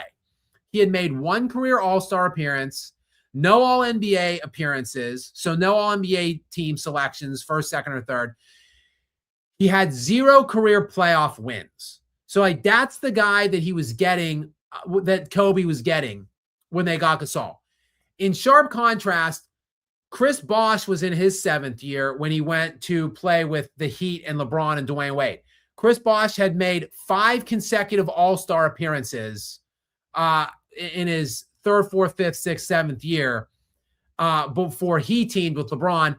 He had slightly better but comparable numbers to Pau Gasol. So basically what I'm saying is Chris Bosh and Pau Gasol were the same player. Bosh became LeBron's 3rd best option or 3rd best player on his team. And Pau Gasol became Kobe's 2nd best player, really his only great player, in my estimation, on those runs. And yet Gasol is remembered as some like elite all-NBA caliber player for Kobe. And Chris Bosh is this choking bum in revisionism. So like the narratives don't match. They were basically the same player. And in fact, Chris Bosh made 11 All-Star appearances in 13 years. I think Gasol made 6 in 18 years. And he did make like a couple 2nd-team All-NBAs while he was playing with Kobe. But Gasol is remembered as a better player than he was because people want to discredit Kobe for the runs that he had. I think Gasol was like a top 25 player in the NBA at that time. You could say like 20. But to put him anywhere near top 10 is a joke. It's laughable. Like he was right on the same tier as Chris Bosh. They were like top 15 to 20. But I love Pau Gasol. I love him. And Kobe would not have those 2 rings without him. So I'm not trying to disparage Pau Gasol. He just gets a little more credit than he should in revisionism now at this point. All right, we've got Human Fund, the Human Fund CEO. Gary, I'm going to turn it over and just confirm that I am reading that right. Go ahead and read the super chat. Kobe TD Curry has more argument for GOAT than LaFlop. I did my fact checking very quickly while Gary was reading that. Shout out to this handle and whoever this viewer is. I don't know that I've ever even talked about it on one of these super chats. You guys, the 450 people that are still on here, shout out to you guys, by the way. 450 still, an hour and 20 minutes in. It's 12:16 in the AM on the East Coast. We had technical issues and dropped about 100 to 150 people, unfortunately, but 450 of you stayed, and I love you all for it. And those of you that are here, I would imagine, know some things about me on a personal level more than people that just watch my videos, such as I'm a huge movie fan, and I've talked about that often on these live streams. But I don't think I've ever mentioned what a massive Seinfeld fan I am. Again, I grew up in the 90s, so I am a massive Seinfeld fan. Like if my dad is watching, he is if he's up. He and I both were huge fans. He got me into it when I was in like the 7th or 8th grade. Probably not ideal content for like a 12 or 13-year-old to be consuming, but nonetheless, I loved the show then, and I have seen every episode like 30 times. The Human Fund is a fictional charity created by George Costanza, so he doesn't have to give Christmas gifts out at work. He gives his coworkers a card that says like a donation to the Human Fund has been made on your behalf or whatever, and then he gets caught in his own web of lies, as typically happens to Costanza, when his boss gives him a check, I think for $20,000 for the charity. And George has to come clean. And he does so by saying that he doesn't believe in Christmas and he didn't want to be, persecuted for his beliefs. That was the Festivus episode, the Festivus for the rest of us. And now whoever this guy is, the Human Fund CEO, terrific handle. Shout out to you. Obviously a big Seinfeld fan. And now to address the actual question. Kobe, Tim Duncan, Steph Curry has more argument for GOAT than LaFleur. I would say yes on Kobe and Duncan for sure. Quite frankly, I have Kobe and Duncan on my Mount Rushmore. Kobe 2 all-time, Duncan 4. And I've got LeBron like maybe 10th, maybe not, question mark. So I definitely do have those 2 above. Curry, I've got him around 12, 13, I want to say. So like he and LeBron are like right in the same tier in my estimation. You certainly can make the case for Curry. They were overlapping in the same era, and Curry kind of owned the era. Curry had the dynasty in the era. Like typically when you talk about GOATs of eras, they were like the most impactful dynastic team at the time. That's not the case for LeBron. Curry was the most dominant team in LeBron's era. And Curry also beat LeBron 3 times head-to-head in the NBA Finals. So that obviously is a massive feather and chip in Steph Curry's cap in terms of the debate between he and LeBron head up. We also had a couple players recently, like I think Carmelo Anthony was one of them, that came out and said, yo, if I were Steph Curry, I would think I was above LeBron on the all-time list. Like he didn't indicate that he thought that he was above, that Carmelo thought that Curry was above LeBron. He just said that if he had the resume that Curry had and the accomplishments that Curry had, that he would think that he was the best player of this era and that he was on a level with Kobe and Mike was the words directly quoted by Carmelo Anthony on some podcast. So there are players coming out that played in that era that believe that is the case, Human Fun. So yeah, I can see all 3 of those guys having a case over LeBron. Next, we've got Joshua CH9FG in welcome in Joshua, a regular. Welcome back. And I guess I should say to you, thank you for being here. Gary, what is the question or comment from Joshua tonight? Your thoughts on JJ Redick? I was not a fan last year, but seems his chemistry building and mid-game adjustments have been on point this year. Yeah, my thoughts on JJ Redick is he's pretty insufferable. He's an insufferable egotist, narcissist. He thinks he is the smartest guy in the room. I am a big Duke Blue Devils fan, or at least I was when Mike Krzyzewski was there. I had a profound respect for Mike Krzyzewski, so I was always rooting for Duke for basically my entire life when he was there until now. I can't stand John Shire, so I really don't care about Duke anymore. But I was a big Redick fan in college when everybody else hated him. When he got into the NBA, I really wasn't much of a fan of him at all. And then I hated him when he got into I guess he called it the engagement farming career, which he called people like me and him engagement farmers, basically, like just people that talk shit on social media. I hated him when he got into that because he started perpetuating the mythos of the plumber era. Like he was one of the leading advocates of how much superior this era is and these athletes were to former players and athletes that played in other eras in this one. So I really disliked him quite a bit. Then he got on Braun's podcast and started wine sipping and laughing it up with LeBron on the pod. So then I really disliked him. So when he was hired by the Lakers, I was obviously rooting for him to fail and expecting him to fail for that matter. But he's done a fantastic job, I think, specifically this year in integrating LeBron as the third option, in making LeBron the third option, and in bringing the whole roster along and having them play the kind of cohesive defense they played for like the last roughly month and a half. And now, without their 2 best players on the cusp of not just winning the first round series, sweeping it, pretty impressive job by JJ Redick. I got to admit, I got to tip my cap to JJ Redick and give him a lot of credit for this run. Next in, the real Donald Trump from Canada is now back in. I don't think I've seen the real Donald Trump, and obviously the real Donald Trump isn't in here, but I have not seen this Donald Trump 1646 from Canada. I haven't seen them or you in this playoff year yet. Was a regular during my live streams before. So welcome back in. Thank you for being here. Skap Live After Dark. And thank all of you guys still for sticking around, the 500 roughly people we still have here. Love to see it. Gary, what's the question or comment from the real Donald Trump 1646 out of Canada? Yeah, this question is right in alignment with what I said to you earlier on a text, that the refs won't know what to do if OKC and the Lakers play. So he says, OKC versus Lakers, the NBA won't know what to do. Do they allow the refs to hack Ladiddy James and not call the fouls, or allow SGA to flop? Durant sucks. Yeah, cosign Durant sucks. Cosign that for sure. Here's the thing with Oklahoma City. I talked about them like a day or two ago in a pretty expansive video. It was like 15, 16 minutes.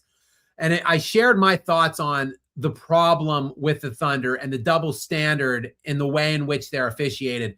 The fact that SGA gets a star treatment, I don't think he gets an outrageous treatment necessarily. He is a flopper and a foul grifter. There's no doubt about that. And it is a seedy, underhanded tactics that he's typically deploying, but not illegal. Like that, by the letter of the law, he's doing the right thing. He's getting to the free throw line. Those are fouls, and he is earning his way. And he is an all-time great player and a superstar in this era. And those guys get an advantageous whistle. So, like, I get it on that end of the floor. But the problem is on the other end, the Thunder just maul, manhandle, and foul the shit out of their opponents for 48 minutes. But therein lies the dilemma for the officials, because they maul, manhandle, and foul the shit out of their opponents for 48 minutes. They are consistent with it the whole game, the whole year, the whole postseason. Furthermore, they have a bunch of guys who have acquired they have this kind of word of mouth throughout the NBA of being elite defenders, like several players on that team. So when you get guys with a reputation of being elite defensive players, generally they get a more advantageous whistle on the defensive end. The officials give them more leeway. They allow them to be a little more physical. When you put 6 to 8 guys on the team that have that reputation, and then they proactively foul the ever-loving shit out of you from the first tip to the last tip, from game 1 to 82, from game 1 in the playoffs to whatever, 2021, the officials, frankly, can't call every single foul. They won't. So they are allowed that level of physicality at that end, while SGA gets that soft ticky-tack whistle at the other end. It is supremely agitating and irritating to play them, and frustrating to play them. And I get why most around the league, fans and players and coaches for that matter, hate this team's guts because of the double standard, but it just is what it is. Like, they are a pervasive fouling team that is consistently grabbing and holding and fouling, and it's just the officials can't call them all, and they won't. So to answer your question, they are elite defensive talents on that team. The personnel is elite, one of the best defensive teams ever assembled, and they foul the hell out of you, and they get away with it all game long. So it doesn't matter. The Lakers are going to get absolutely throttled in that next round. Doesn't matter who's back, who's out for Oklahoma City. The Lakers will be absolutely lucky to win one game in that series. I have no doubt the league would want the Lakers to win that series and move on. It ain't going to happen. At AJ, let me get this right. At AJ O'Henry. Do you think I'm reading that one right, Gary? AJ O'Henry 447? Yeah. AJ, thank you very much for being here. I see you are a Knicks fan. Gary, go ahead and read the question or comment here. If my Knicks lose, please call Mike Brown Mike Clown, and then go to the next one, because he actually sent the same one twice. He increased it, so I appreciate that there. He says, Skap, huge fan. If my Knicks lose, please start calling Mike Brown Mike Clown. First of all, AJ, thank you so much for your generous contributions here to the live stream and the Skap Live After Dark area. I do appreciate it. Thank you very much for being here and for the double super chat. And also thank you for the great drop. I like Mike Clown. Maybe that could potentially make its way on a thumbnail if the Knicks lose, depending on how they go. But I will definitely keep that name in the back of my mind, and I can maybe throw something your way on that front if your Knicks lose. I still, unlike the Nuggets, who I do think are cooked, I said it earlier, I'll say it again, I think, though, the Knicks still have some fight left in them. They showed a lot of character, actually, down the stretch in that game in game 3 against Atlanta. Look, they could have won. They could have won that game. They should have won game 2. They were up, whatever, like 8 points with like 4 minutes to go in that game. They could easily be up 3-0 in this series. It probably should be at least 2-1, but that could go either way. I think that series is going 7. And defense travels. And CJ McCollum is a veteran and a stud right now. They could win that series. Atlanta can, but it wouldn't surprise me though if your Knicks still found a way to pull that off. So don't write the Knickerbockers off yet. I think they have an opportunity. Unlike, unfortunately, my Denver Nuggets. Gary, go ahead. What did you want to add something there? I just want to say, I think Mike Brown is overrated. I don't like that dude. I don't think he's a good coach. What's he ever? You crap over all over a lot of coaches. Doc Rivers for one. What has Mike Brown ever accomplished? Well, Gary, he is an NBA coach of the year.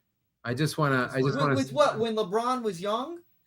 Let me see. I'm going to see. Yeah. What did he do in the 09? Oh, yeah. How great was his coaching in 2009 when they went to Orlando, which I remember I was at. I want to say it was game 3. It was game 3 or 4, the Eastern Conference Finals in 2009. And I don't know why Mike Brown comes across like this nice guy. This dude, I don't know why he did this. But during a timeout, when the Orlando Magic girl squad were doing a routine on the floor, he literally walked over and walked through them to mess their routine up for some reason. In the middle of a timeout, then everyone in the arena was like, why did he just do that? I think because previously there was a call he didn't like. And so he was...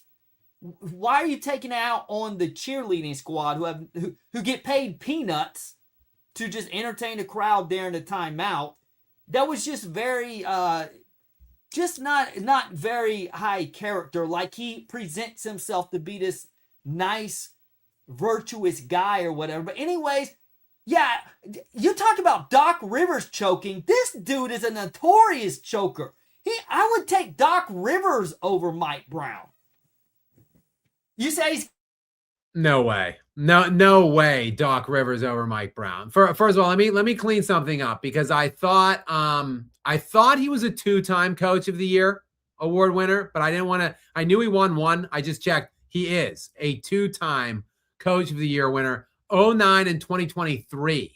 He won coach of the year both seasons.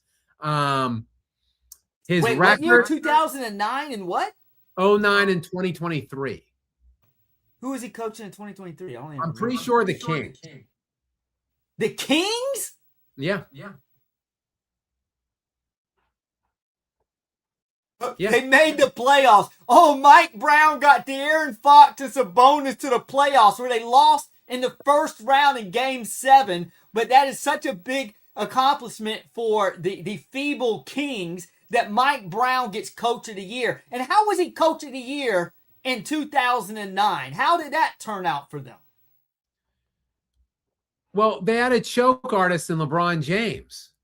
They choked because LeBron James is just a choking playoff dog most of the time when he's not surrounded by a super team. And yeah, in 2023, yeah, the Kings were 48 and 34 that year. That was a gift. He did not earn Coach of the Year for 48 and 34. Come on, man. That dude is over. I'll call him Mike Clown for you, AJ O'Henry, because he is overrated. I mean, Gary, they were okay. Here's Mike. So okay, Luke Walton. Luke Walton was the coach for 3 years, which preceded Mike Brown. Over that span of time, the Kings were 31 and 41, 31 and 41, 30 and 52. So like 20 game, whatever, like 40 games under 500 in a 3-year span. Mike Brown came in, was 48 and 34, 46 and 36, 40 and 42, and then this year 22 and 60 without him. So I mean, they were horrific before. They are horrific after, and they were over 500, well over 500, 14 games over 500, 10 games over 500 in 2 of the 3 years. I mean, I don't know. I can see him as look. I'm not a huge fan of Mike Brown. I'm not a huge fan of him. He coached Kobe one year. I didn't like him very much when he was with the Lakers. But Mike Brown hasn't had elite teams really. By and large, he's 507 and 333 in his NBA coaching career at 60% win percentage. His playoff record is 51 and 41. And again, like, who is Mike Brown really? Like, the Lakers were bad that year that he had, that he coached, and that was only 1 year. He had LeBron, but LeBron was young, and frankly, he just choked. Like, I'm trying to look at his head coaching career, like the Cavaliers from 05 to 10, where frankly they were like the 1 seed like 2 or 3 times. With everybody talks about how little that team had on it other than LeBron. Maybe you credit Mike Brown for that for a little bit. I didn't like him in LA. He went back to Cleveland in 2013, 2014. Then he went to the Kings, and the Kings stink, and now he's on the Knicks. So, like, I mean, it's not like he's had a great wealth of talent. Doc Rivers, on the other hand, how does he only get 1 championship out of that Celtics team? Pathetic. One more than Mike Brown. Mike Brown has none. I'm not saying Mike Brown's a terrible coach.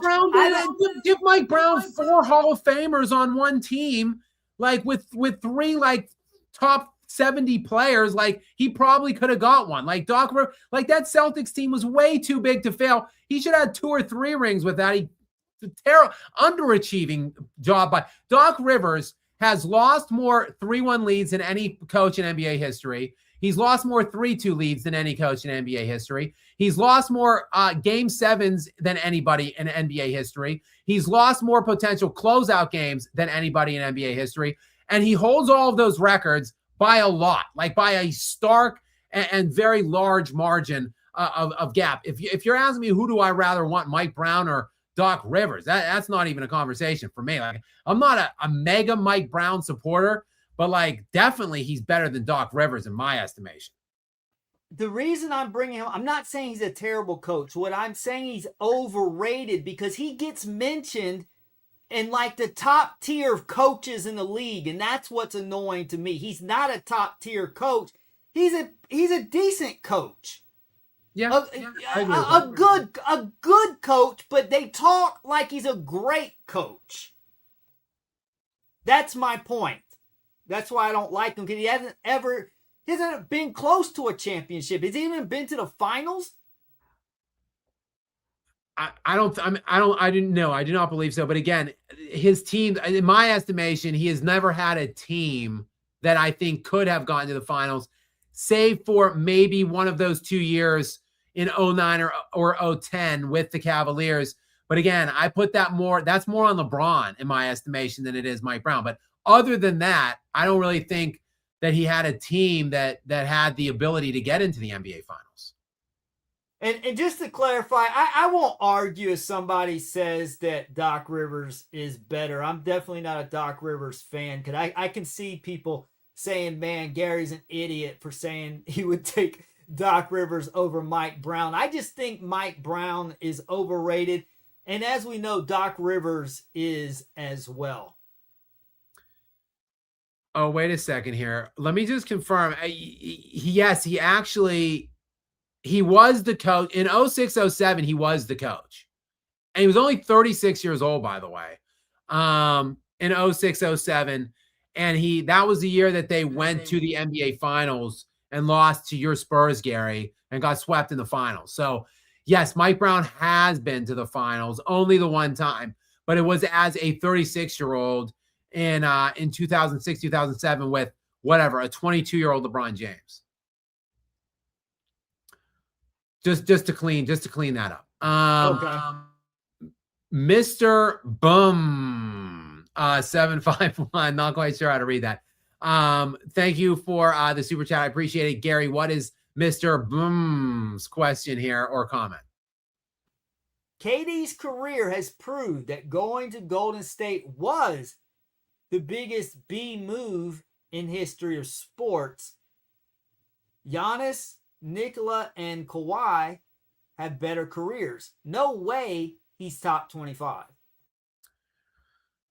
I mean, at this point, I do personally, I think I would put Nikola and Jokic and Giannis Antetokounmpo both above KD. I really have never thought about doing Kawhi above KD just because the inavailability of Kawhi Leonard. Like, KD has played in so many more. I mean, like, how's KD's availability this round? Fair question. KD has played in 1,201 games he has played in his NBA career. He has played in 171 playoff games. Kawhi Leonard, so like 1,200 games KD has played in. Kawhi Leonard has played in 800. So 400 fewer games. And he's like 3 years younger. In the postseason, he's played in 146. So he's played in a good amount of games. Yeah, I mean, I probably would put KD or Kawhi Leonard at this point. I think I probably agree with that. I never really thought about it before. But at this point, I think Kawhi Leonard, I probably would put him above Kevin Durant. And the other two are no-brainers to me at this point. So, yeah, I mean, top 25, maybe. But top 20, I think at this point, no. With the way he's just going out so sad now at the end. So yeah, good point there by you, Mr. Bum. Type Sheet is back in, was in last time as well. Thank you for returning to Skap Live After Dark. Type Sheet. What is the question or comment from him tonight, Gary? WSG Scott Love from Vegas. Question from me. Do you think Kobe is winning chip number 6 if Chris Paul trade went through? Yes. What's up, Type Sheet? Shout out to you in Vegas. Appreciate you being here. Yes, undeniably. Kobe is a 6-time NBA champion. If the league offices didn't panic and rip that trade off from the Lakers, basically just to save LeBron James and LeBron James's ever dwindling career and legacy at that point in time. Just to refresh all of your memories, that trade was made in the, let me get the exact year, December. It was made December 11th. Let's see, this day in Lakers history, Chris Paul trade vetoed. It was the lockout. It was a lockout year. Sorry, this article is trash. It was a lockout year, and it was December. It was like December. I want to say it was like 8th or 9th, but it was vetoed on the 11th, something like that. Gary, am I still on? Give me a thumbs up. Okay, something's going wrong with my internet. I'll just have to do it. I'll do it off the top of my head. So the Chris Paul was traded from New Orleans to Los Angeles. I want to say that Pau Gasol and Lamar Odom were involved in that deal. Pau Gasol went somewhere. Lamar Odom was going to Houston, I want to say. It was like a 3-team deal. And then Andrew Bynum, basically the core of the Lakers then at that point would have been Chris Paul, Kobe Bryant, and Andrew Bynum. And it was, again, from the New Orleans Hornets, and David Stern stepped in and vetoed the deal because at that point, there was a fishy situation going on with ownership. The Hornets had no owner at the time, and the league was the de facto governor of the team, and by extension, David Stern. And the trade was approved initially to send Chris Paul to the Lakers to pair with KB and young Andrew Bynum. And the other owners were all whining and complaining about it to the degree that David Stern just vetoed the deal. And at that point, it was 2011. So LeBron had lost the NBA Finals, obviously, to the Dallas Mavericks in humiliating fashion. And Kobe had won the 2 previous championships. The Chris Paul deal would have really infused life and breathed a new sense of life into the Lakers, in my estimation. The next season, then in 2012, after the deal was vetoed to the Lakers, he ended up getting traded to the Clippers like a few weeks later. Chris Paul ascended into like superstar status that next year. He was first team All-NBA that year, as was Kobe Bryant. So Kobe and Chris Paul, both first team All-NBA that year. So that basically the best 2 guards in the league would have been on the same team. And if, again, my internet is joggy right now, but if my mind serves me correctly, the Lakers lost that year in the first round to the Thunder, but Kobe was still the best player on the floor in that series. No, I'm sorry. It was the second round that the Lakers lost. My internet is back. So in that playoff run, the LA Clippers beat the Grizzlies in 7 in the first round, but then they lost to the Spurs in the second round. And the Lakers lost to the Thunder in the second round. But again, CP3 was first team All-NBA that year at the 1, and Kobe was first team at the 2. And even though he lost to the Oklahoma City Thunder in the second round, that was the year the Thunder went into the NBA Finals, remember, and lost to the Heat. In that second round matchup, Kobe, 31 points per game, 5 rebounds, 3 assists. KD in that series, 27 points per game. Russell Westbrook, 26 points per game. Kobe was still the best player, arguably the best player in the NBA. Some say LeBron had surpassed him at that point. So Kobe's still a top 5 player, as evidenced by his first team All-NBA status. He had no help on this team. Andrew Bynum, 16 points per game, was his second leading scorer in this series, and he shot 43% from the field. So yes, if you put first team All-NBA Chris Paul and first team All-NBA Kobe Bryant on the Lakers squad together that year, I think they would have beaten the Thunder. And then remember, the Thunder kind of outplayed the Heat in the first couple games in that NBA Finals series. Gary would have you believe there was some questionable officiating down the stretch, which there were, but also young, inexperienced Thunder players. They were like 22 years old. KD was 22, I think. Russ was 22 years old. Harden was 21. Like, didn't know how to close those games. Kobe Bryant would have. I think Kobe, if that trade wasn't vetoed, we would have gotten the game, the series we were all wanting.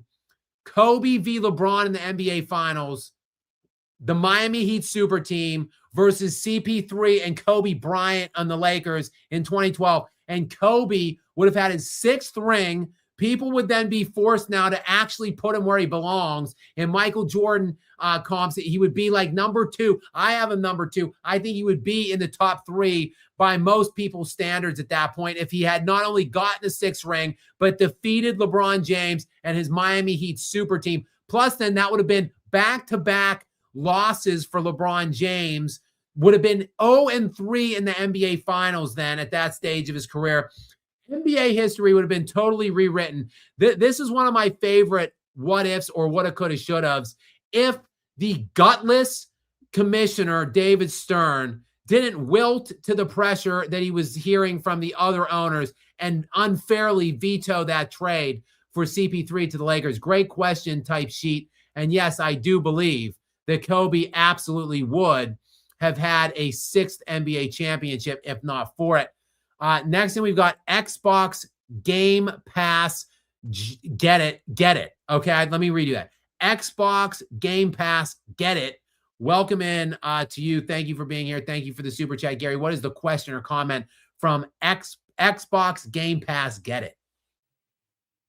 Love from Australia. Hayes playoff redemption game. Shout out to you in Australia. Again, I love to see it. Love to have people from all of these different markets here in the Skap Live After Dark sesh that we got rolling right now. Jackson Hayes, I take it, is who you're talking about. 12 points off the bench, 12 points, 4 rebounds, and a +7, big minutes, big 20 minutes. Yeah, the Lakers, again, the story of the playoff run for the Lakers is just the massive contributions they're getting across the board from these role players. A gutted team without their 2 best players, still massive contributions. So yeah, to me, that's the big story. We've got Vinsanity the Great is in next. Again, was in last time. So welcome back to the party. Thank you for joining us in the sponsor area here, Vinsanity the Great. And Gary, what is the question or comment this time? If you had a finals dream matchup, would you rather see Jordan versus Hakeem in 94-95, one of those years, or Kobe versus LeBron in 2009? It's a great question. Again, 2 of my all-time, I just mentioned one of my favorite hypotheticals before being the vetoed trade for Chris Paul. Another one of my favorite hypotheticals is Michael Jordan never retires and plays Hakeem probably both years. I'm going to say I would rather see Kobe LeBron because for 2 reasons. One, I'm a big Jordan fan, although I'm a big Hakeem fan too. I've got Hakeem in my top 5 all time. Jordan, of course, is my number 1, my GOAT. But I love Jordan, and Jordan would have lost 1, if not both, of those series against the Dream, in my estimation. So rather than see a guy who I'm an immense fan of in Mike lose and tarnish his sterling 6-0 finals resume, or record, I should say, I'm going to go with Kobe playing LeBron in one of those years at any point that we just mentioned, the 2012 year, or if LeBron had gotten through in either of the 09 or 10 years, because I think Kobe would have won any of those series. I think Kobe would have beaten LeBron, and then that would be such a game changer in the debate of Kobe's legacy, not just overall, but who's better between Kobe and LeBron. If Kobe had 6 right now to LeBron's 4, and one of them came head-to-head against LeBron in the NBA Finals, would have been a game changer for Kobe, and I think he would have gotten it. So that would definitely be my answer to that question, but a great question it was. Like I said, thank you, Vinsanity the Great. Real quick before we get back to Joshua, who is in for multiple times on this one. So thank you very much, Joshua. Before we get to that, end of the 3rd, Spurs Trailblazers, just to keep us posted on that one, 88-87. So a nip and tuck contest going on right now. This is a pivotal swing game right now in game. This will be a 2-1 lead for the Portland Trailblazers if they get it. Denny Avdia, 16 points on 2 of 12 shooting from the field, and yet still they are squarely in this game, just 1 point back going into the 4th. Gary, to your point earlier that you made about Drew Holiday, 25 points on 10 of 15 shooting, 5 of 8 from the 3-point line. So a little bit of a nail biter going on in Portland, and this is a big game. And the Nuggets, boy, they are just going to kick themselves if somehow Portland pulls this stunner off and goes up 2-1. And now San Antonio's in, at the very least, they're in a deep series then at that point. And the Nuggets just barfing all over themselves, blowing that 19-point lead in game to getting blown to pieces in game 3. And it all could have been for naught because they could have been playing the Houston Rockets, who have imploded to the Lakers. It's just, this is just an absolutely miserable turn of events if you are a Nuggets fan. Anyway, Gary, let's get to Joshua's NFL question here. I was just going to tell you, the Blazers were up by like 15 in the 3rd quarter. Spurs came back in a big way. So they took a lead. Now they're down 1 going into the 4th, and they just regained a lead. Dylan Harper just hit a 3. All right. Now Joshua's super chat says, random question in different sport. I'm a Chargers fan. Thoughts on Justin Herbert? Big Justin Herbert fan. Big. Cannot defend his playoff failures, though. He has not had a competent supporting cast and coach around him until my estimation, kind of this season, putrid performance by him in this playoffs. And I do believe he is winless in his postseason career. I think he is 0-2 now, maybe 0-3, and he had that insane choke job against the it was the Jaguars and Trevor Lawrence. I think it was like 27-3 or something like that, and they lost that game. So I cannot defend Justin Herbert's playoff failures at this point. But the guy, again, let me pull it up. He has played 3 games. He is 0-3. Just a terrible stat line too. 54% completion, 674 yards, 2 touchdowns, 4 interceptions. Just bummish in the postseason. But I think there's still hope for him. I think he can still turn around. His first couple years were as good as any player, any quarterback in NFL history, in my estimation. He wasn't even the slated day one starter. If you remember, he had a punctured lung situation with an injection that Tyrod Taylor was taking. So he had to start. He was thrown to the fire against the Kansas City Chiefs, played a hell of a game, took them to overtime in that game. And Herbert's rookie year was absurd. 4,400 yards, 67% completions, 31 touchdowns, and 10 picks. He followed that up in year 2, 5,000 yards, 38 touchdowns, and 15 picks. And then another 4,700 yards, 25 touchdowns, and 10 picks in year 3. This guy was on the pathway to like being maybe the best quarterback in the game after the first 3 years in his career. And then it has been all downhill from there.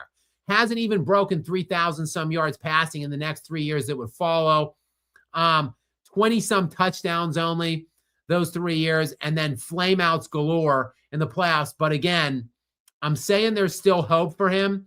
I still think that Justin Herbert can be a top 5 NFL quarterback moving forward. He's only 27. So I'm still a Herbert fan. The verdict is still out, but I would bet on him if I were a betting man, and I am. So I would wager support on Justin Herbert. Go ahead, Gary. He's one of the most talented, just raw talent alone in the NFL, like top tier talent level. It just hasn't translated in the playoffs yet. I agree with you. I have hope as well. But he's definitely up there in top 5 talent-wise. For sure. 100%. Next in, we've got the Golden Eagle 99 with a very generous donation here to us in the Skap Live After Dark sponsorship area. Thank you so much, Golden Eagle 99. I appreciate you for being out here and for the generous donation. Gary, what is the question or comment, though, tonight from the Golden Eagle 99? Hot take. Steve Kerr becomes the new Knicks coach. I think Gold Eagle should be a screenwriter here. He's got quite the scenario, the Hollywood script here. Steve Kerr becomes the new Knicks coach. KD demands a trade to the Knicks and lands there. And Leon Rose pulls off a Giannis trade, maybe. I'm willing to be wrong, though. Your thoughts? I mean, the Knicks have a lot of assets that they could work with. I am not certain off the top of my head what kind of draft collateral they have at their disposal. It would take a lot of draft collateral and a lot of those assets to bring in Giannis. And for that matter, KD. I mean, I just don't think they have enough assets in their disposal to generate a trade for both Giannis and KD, because remember, KD is firmly under contract, as is Giannis, so it would have to be a trade. And I do not know that they have enough, quite frankly, to facilitate a trade for either one of them, let alone both of them together. So I don't see that happening. As for Steve Kerr, I don't know. He is still relatively a young man. He's 60 years of age. I think he is done in Golden State. I thought he would come back for one more year for a Steph Curry last dance type situation. But it seems as if he actually is done. He made some pretty pointed comments. He said there's an expiration date on these kinds of jobs. I think he might be done, which is surprising because I think Curry's back for at least one more year. And I thought he would kind of be tied in a way to Kerr, but it seems like Kerr is gone. Now he's only 60, but I get the sense he has other things that he wants to do. Maybe become some kind of a political commentarist or something. I don't know. Go on MSNBC and talk junk on Donald Trump all day long. I don't know. We'll see. I don't know that I see him having another act as a coach in the NBA now at this point. I think this might be it for Steve Kerr, not only with Golden State, but also as a head coach in the NBA. And again, I just don't see. I think the Knicks would love to get one more star, and I think they will be involved in the Giannis sweepstakes this summer. I just know they're not going to have the best package for him. So I don't know. I don't know, Golden Eagle. Like Gary said, there's a lot of things that have to come together there to make that come to fruition. It's kind of far-fetched to me at this point, but stranger things have happened. And look, the Knicks, they're dying for a championship. And I just don't think it's going to happen this year, obviously. So sure, they'd probably be looking to upgrade into the next season. But again, thank you very much for the super chat. Go ahead, Gary.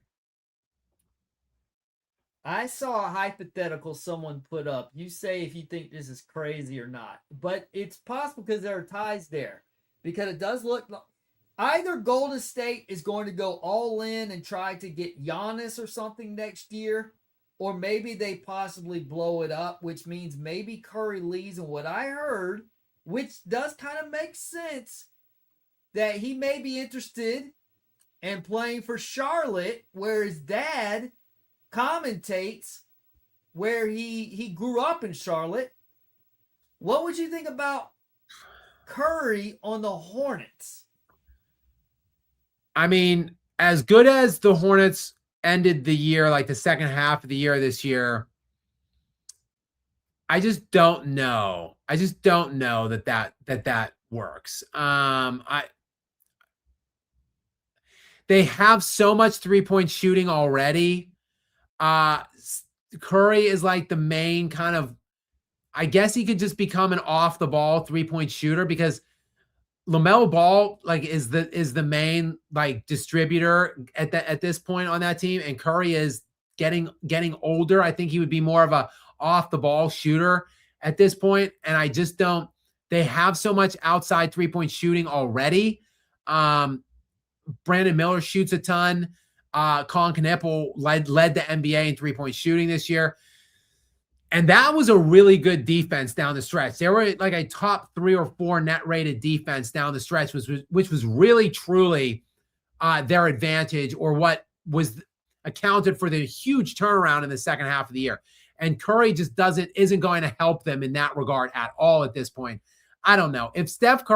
I don't think Steph Curry is going anywhere. I think he wants to be a Warriors lifer. I think it's important to him. I think he would retire and not play another year at all before he would go somewhere else in the NBA. I think he takes it very seriously, and it means a lot to him that he's played on only one team in his entire career. And I think he wants to end his career as a Golden State Warrior. If he doesn't, though, and if it is going to another team, it will be to just go try to grab a championship and help some team get over the top, like, oh, I don't know, the Denver Nuggets or something like that.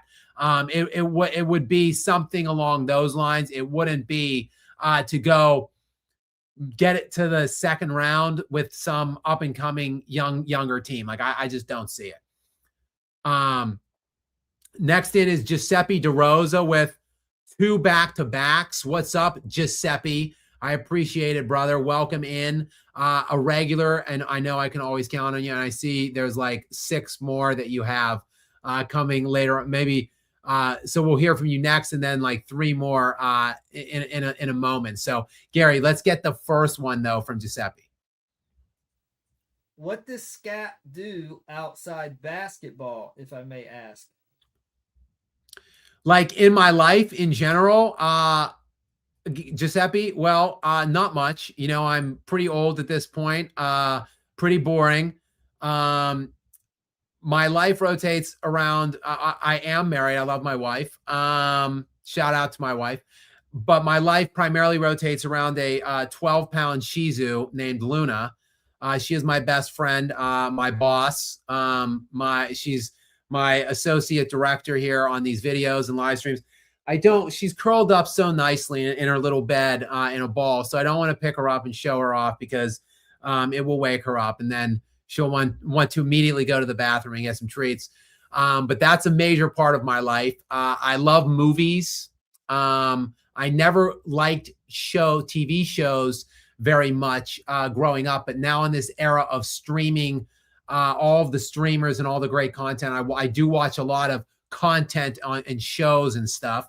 And aside from that, I work out a lot. I mean, not a lot. I used to work out, like an hour to 2 hours a day, like 6 or 7 days a week. I'm not working out that long in the days anymore, but I'm still like a 6 to 7 day a week workout guy for like typically like 35 to 45 strong minutes. So yeah, that's pretty much all I got for you, Giuseppe. That's all I do outside of running a YouTube channel about the NBA. Giuseppe is back in and asking a question. Gary, I'll just take this one. Asking a question about my top 5 defenders of all time.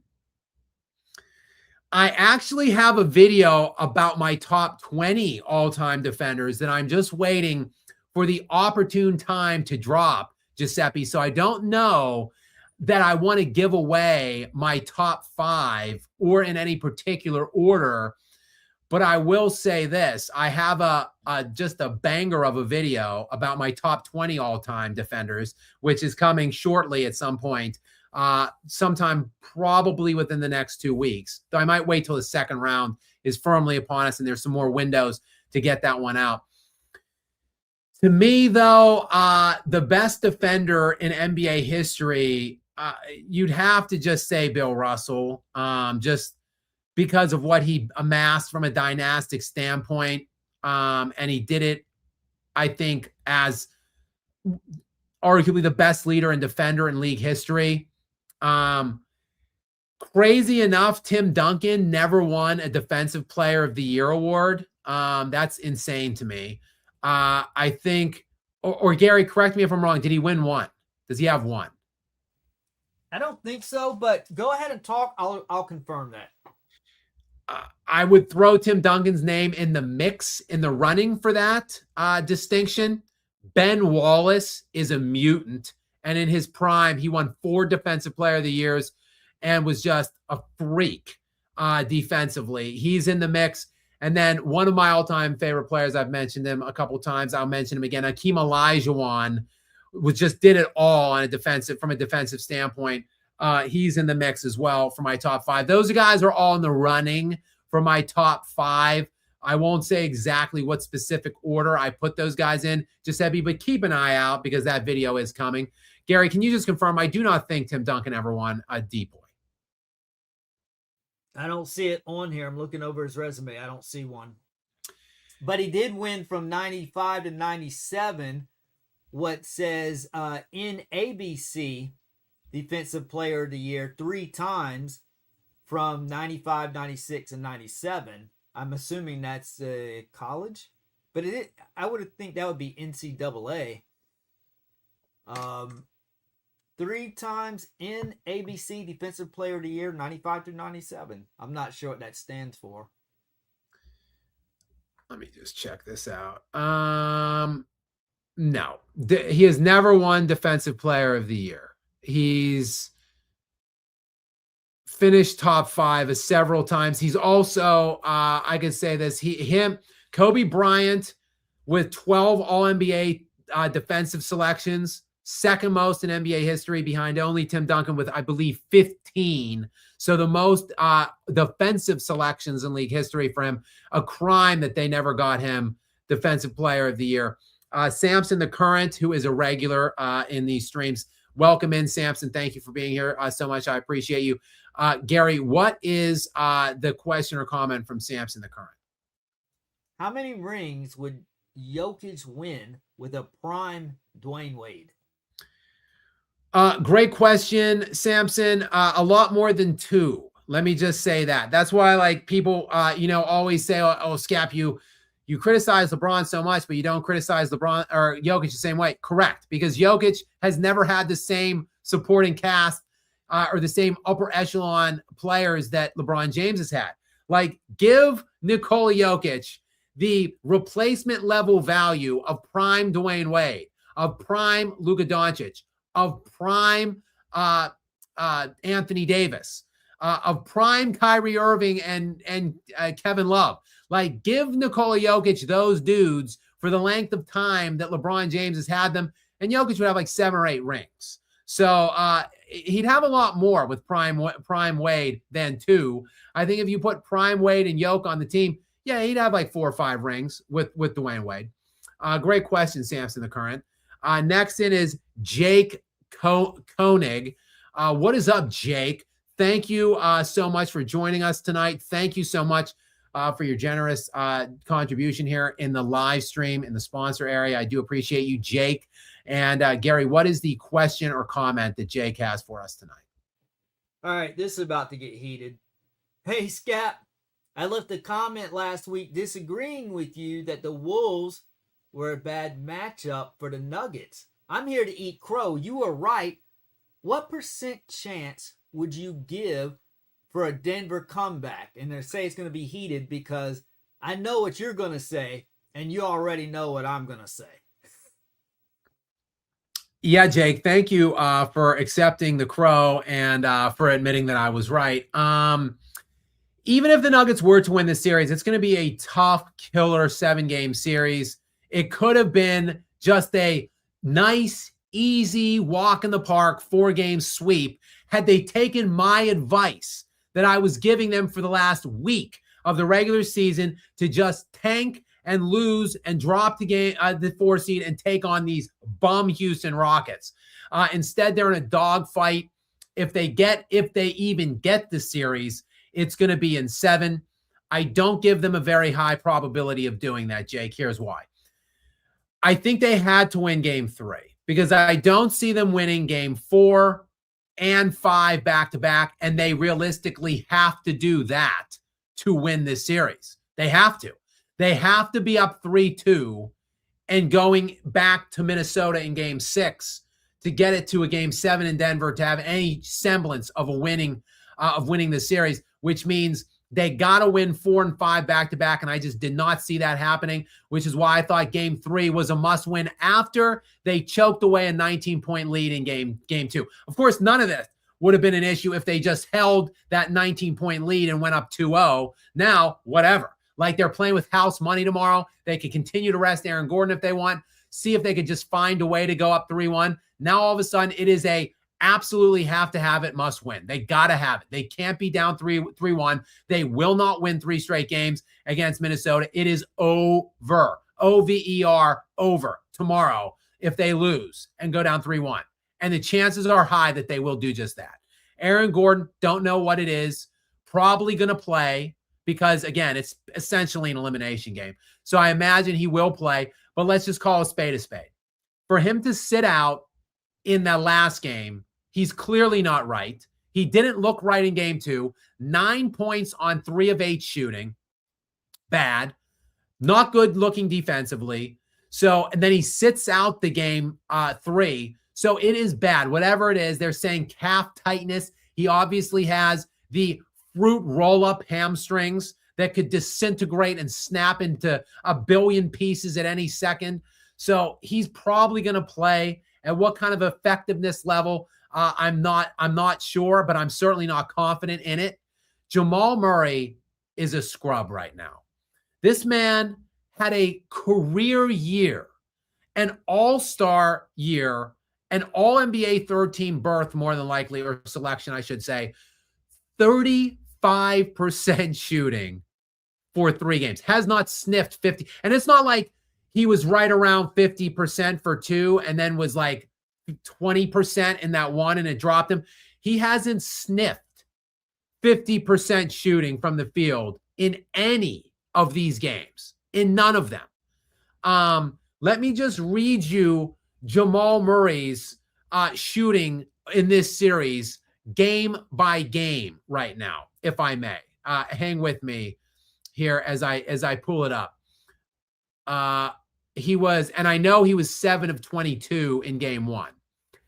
So he was 7 of 22 in game 1. In game 2, I believe he was 10 of 25. I'm such a sicko. I think I know this off the top of my head. I'm sorry, 11 of 25. So I was wrong on that one. And then last game, I believe he's like 5 of 16 or something. But let me check that out. 5 of 17. I am a sick man that I know all of Jamal Murray's shot trees that well, basically one shot off both games. But he hasn't sniffed 50% from the field in any of these games.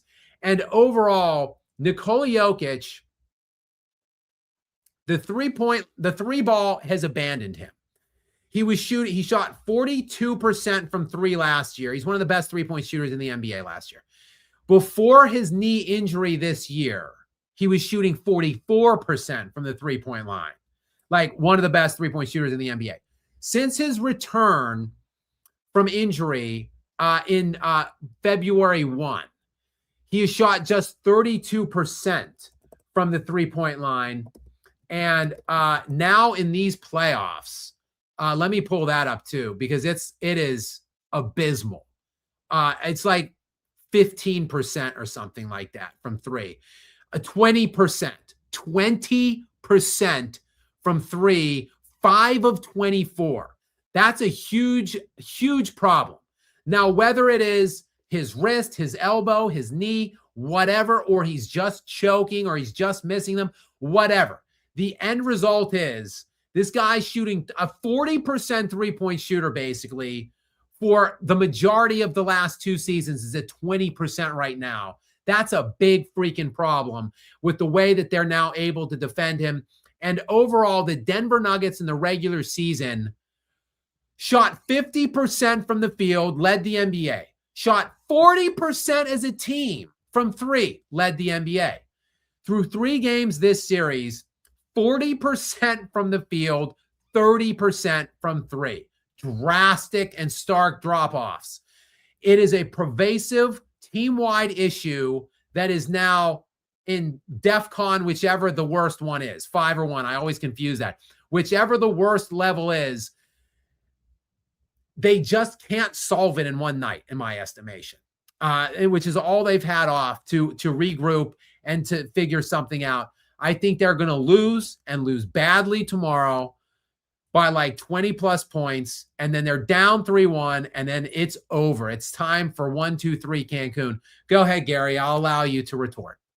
Murray's due. This is what Murray does. He's so inconsistent. He's been shooting like crap this whole series. He's due to shoot lights out tomorrow. They're going to even the series, go back to Denver. And if they do, what do you think the chances of Denver winning if they do tie it up tomorrow and send it back to Denver and regain home court? Still not great. Like, I still don't feel great about the series. It's 2-2. The pivotal swing game 5, like, again, we were texting back and forth.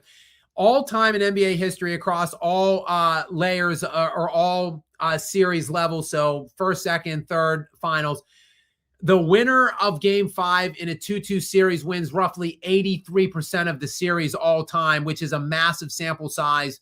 So you would think if Denver would win game 5, they would be favored and they would be expected to win that game. If they would win it, you would think that they would win or should win the series. But we were just here 2 years ago in 2024. The Nuggets were 2-2 against this Timberwolves team. They won game 5 against a historic performance against Jokic. He got his league MVP award bestowed to him by the commissioner in that game. He went out, dominated, had a historic playoff performance. They won game 5 to go up 3-2. You're thinking all good things for the Nuggets. They go to Minnesota in game 6 and get blown to oblivion. They lost by like 45 points in that game. And you then think it's over the other way, that Minnesota had won the series. It goes back to game 7. Minnesota goes down by 20 in that game and then roars back in the third and fourth quarter and beats the Nuggets in 7. So, no, I would still not have any facsimile of confidence if they would happen to win tomorrow night. I just don't see any way that they do win tomorrow night. But it is what it is, Gary and Jake Koning. It's going to be a very quick off season now for the Denver Nuggets, and a lot of really, really big questions, I think, for them, and really stark questions that they need to take a very deep breath and a hard look in the mirror when they're answering moving into this off season. But that's something we can talk about more maybe tomorrow if I'm available after they lose that game, or I'll discuss it obviously in a video. But thank you very much for the question, Jake. I appreciate it. We've got Giuseppe now back in for a couple 3 straight super chats. Let's go ahead and hit these in rapid succession. What's the first one from Giuseppe? And just for the record, what I was arguing just now, I'm not guaranteeing the Nuggets win tomorrow. I'm saying I don't think it's going to be a blowout. I think it's going to be a very tight game, and I think Murray will shoot well. So I'm saying I think they have a strong chance of winning, just for the record. All right, Giuseppe, what is up, man? He says, if Skap was in the NBA, what type of player would he be? Well, come on, Giuseppe. I mean, I was more of a guard-oriented player whenever I play or whatever. And I mean, look behind me. Like, I'm obviously a big Kobe Bryant fan and Michael Jordan fan. Of course, nowhere near as physically gifted or athletic or whatever. Did not have possessed the obviously the level of skill or whatever that those players had, and mainly athleticism. But I obviously patterned my game after those two guys. Isolationist, very isolation-centric, perimeter-oriented player, kind of shot from the outside. I was a good outside shooter, and then I utilized my outside shot to attack the rim if given not, if crowded by the defenders. So that's kind of what kind of a player I was when I played. I haven't played, though. I am old. It's been probably a decade, really, since I've touched the ball in any serious capacity. I see Gary has been celebrating with mute on. It's because his Spurs have prevailed. A huge fourth quarter by them, 32-21 run in the fourth, 120-108 final. San Antonio Spurs get the win. A huge game by Stephon Castle, 33 points, 5 assists, 10 of 18 shooting, 3 of 4 from the three-point line. Huge game from Dylan Harper off the bench. Oh my God, 27 and 10 by Dylan Harper. By the way, Gary, I have been doing these. I've been doing, because it is available in Florida, these prize pick things, these picks. I picked Dylan Harper blew up one of my player props the other day because I picked over 2.5 or more, I should say, more than 2.5 rebounds, and he got 0. Tonight, 27 and 10 off the bench. Thanks for nothing, Dylan Harper, in that last game for me, but huge game from Dylan Harper off the bench tonight. My goodness, bunch of good contributions. And this is what I'm saying about the Spurs super team, dare I say. 4 guys in double figure scoring in the starting lineup tonight. De'Aaron Fox, 18 points, and then you get the 27 from Dylan Harper. A 12-point win on the road with no Victor Wembanyama. Like I said, no problem for them. And Castle, look at his stat line. Read it for us. I already did, Gary. Perhaps you didn't hear me. I'll read it again. 33 points, 5 assists on 10 of 18 shooting from the field, and 3 of 4 from the three-point line. Yeah, big contributions across the board from your San Antonio Spurs. They look just fine without Victor Wembanyama. Now 2-1 without Wemby. And again, they blew a 14-point lead in the fourth quarter last game. Realistically, could be up 3-0 right now. Giuseppe, go ahead, Gary. Go ahead. You would be Austin Crozier. Is that a good comp? Maybe. I like that guy. That guy was good, I thought. Yeah, I have nothing against Austin Crozier. That's what I thought when I thought because I think what he want to know is, like, who would you compare your game to, like, in the NBA? Mine would be Steve Kerr. I would just run around and get open and shoot threes, and I was good at it. Yeah, that was fun. What if the Rockets come back 3-0? Skap, I thought, what if Durant comes back and is healthy? I mean, if Durant was to come back and be healthy, I think the Rockets could easily rattle off 4 straight. I don't think so. It's just too hard. Let me mute your mic. It's just too hard to beat a team 4 times in a row in a playoff setting when you are relatively even matched. And I mean, you've got to say that they are relatively even matched at this point. They're playing close games down the stretch now in back-to-back games. I know there's no Durant, but weird things happen in playoff games. Like, you've got to expect, like, even if the Rockets are the superior team with KD in the lineup, you got to expect an account for some crazy shit to happen in one game for the Lakers, like another Luke Kennard game where he's just like blistering and shoots like 8 of 11 from the 3-point line. And like Jake LaRavia makes like 4 or 5 threes from the 3-point line off the bench. Like, just some crazy spectacular events that are lucky and flukish that happens. You got to think that might happen one of the next 4 games, even if Houston is better and plays the better game and if KD comes back. So I just don't think it can happen. It's never happened for a reason. I thought it was going to happen like 3 years ago. I think it was when the Heat went up 3-0 on the Celtics, and then the Celtics won 3 consecutive to come back and force a game 7 in Boston.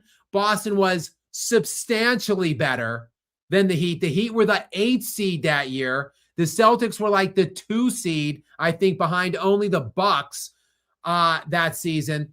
And the Celtics roared back after going down 0-3 to go 3-3. They were an 8-point favorite in Boston Garden in game 7, and they just threw up all over themselves, lost by like 19 points. Jason Tatum got hurt in that game, which played a factor.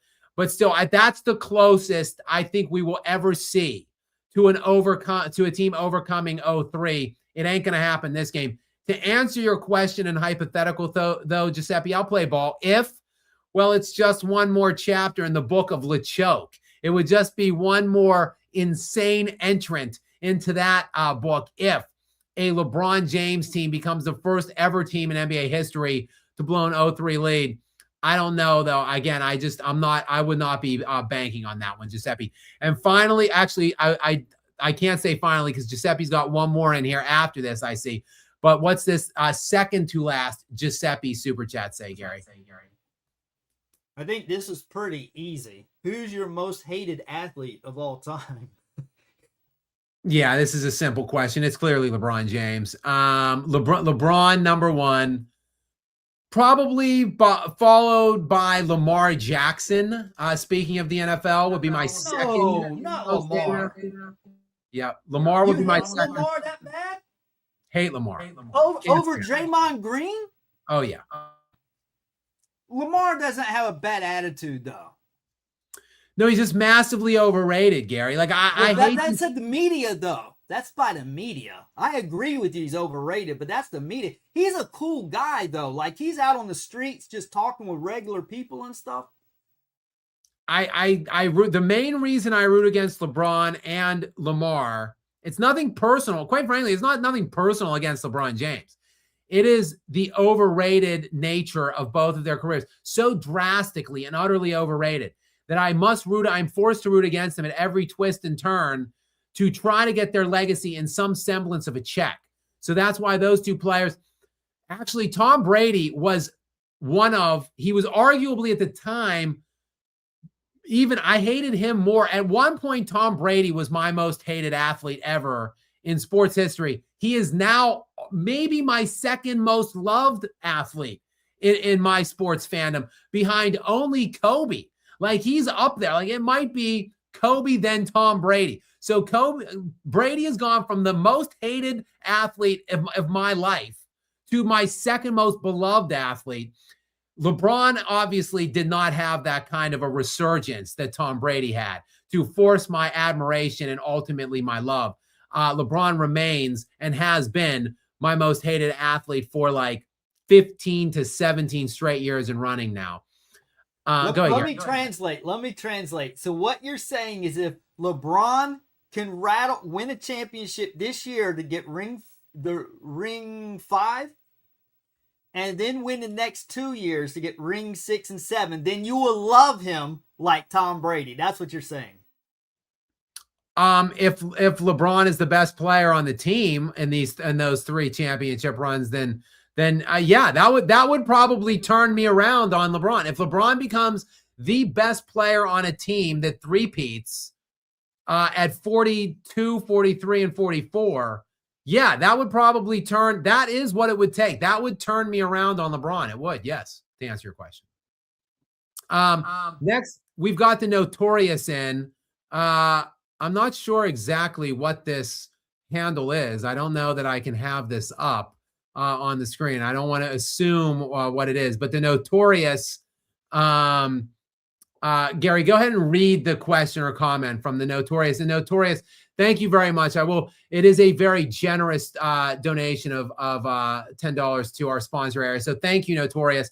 I don't know. I don't want to infer that that's some inappropriate thing in your handle, but just in case it is, I want to get it down. Go ahead, Gary, and read the what the question or comment is. As a Lakers fan, I don't think Shaq and Kobe are the best duo. Stockton's assists and Karl's points show a synergy that not even Mike and Pitt can match. I bet Stockton assisted Malone more than any other duo. That is an all-time great duo. Yeah, I mean, to me, I think, and I will always think this, they didn't play a lot together. Only 8 years for Kobe and Shaq. 4 finals runs, 3 NBA championships. To me, they are the greatest duo in NBA history. I don't think it's really remotely that close, because no time in league history, in my estimation, has the 2 best players in the NBA been on the same team at the same time. Now, I can get some pushback on this, that Tim Duncan was actually in the top. If you want to say Shaq was the best player for the back 2 championships in that Lakers three-peat run, I would entertain that conversation. I think it was Kobe, though. I think Kobe and Shaq in 01 and 02, I think they were the best 2 players in the NBA at their physical peaks.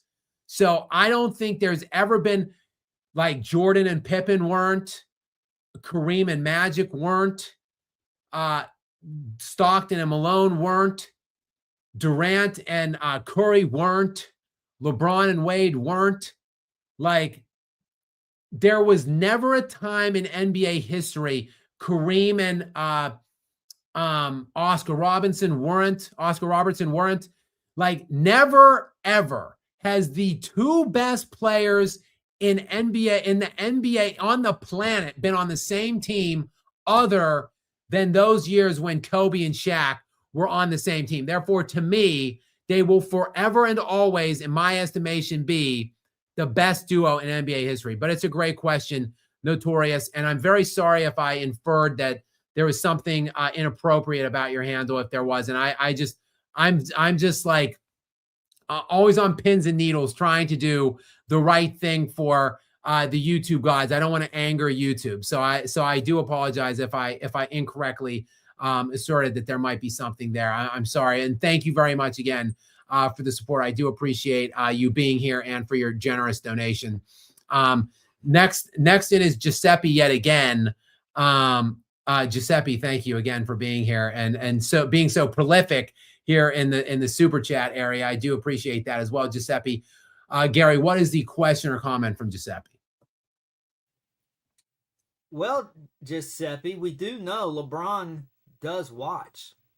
So what would you, if you could talk to LeBron, what would you say, Skap? Well, you know, he has Rich Paul watching, or somebody in his camp watches.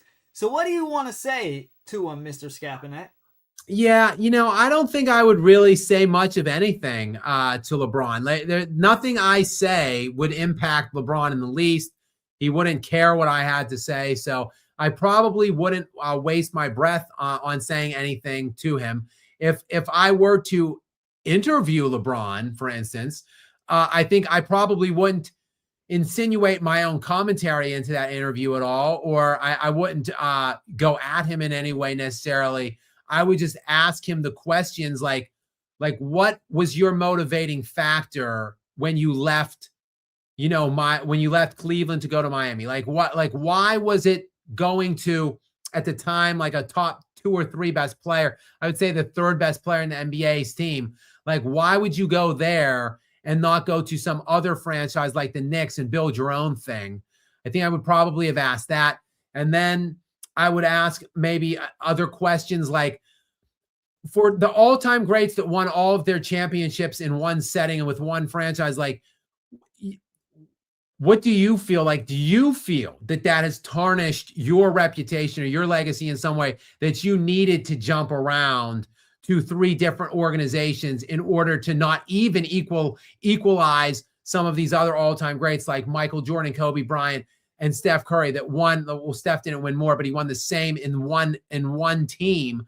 Like, I would probably just ask him these questions, and then depending on what direction, how much capping he was doing, I would maybe be harsh, or I would ask him the hard follow-up questions maybe, but probably I wouldn't, pontificate or go on any kind of a soapbox or monologue pointed at LeBron, because he just really wouldn't care or have anything to, or any care with what I had to say.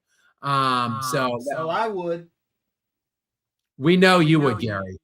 Gary certainly would. Gary, if Gary were to answer that question, Giuseppe, we would be on here for the next 45 minutes listening to the Gary monologue to LeBron James. But I wouldn't waste my breath on LeBron, because I know he wouldn't care or listen.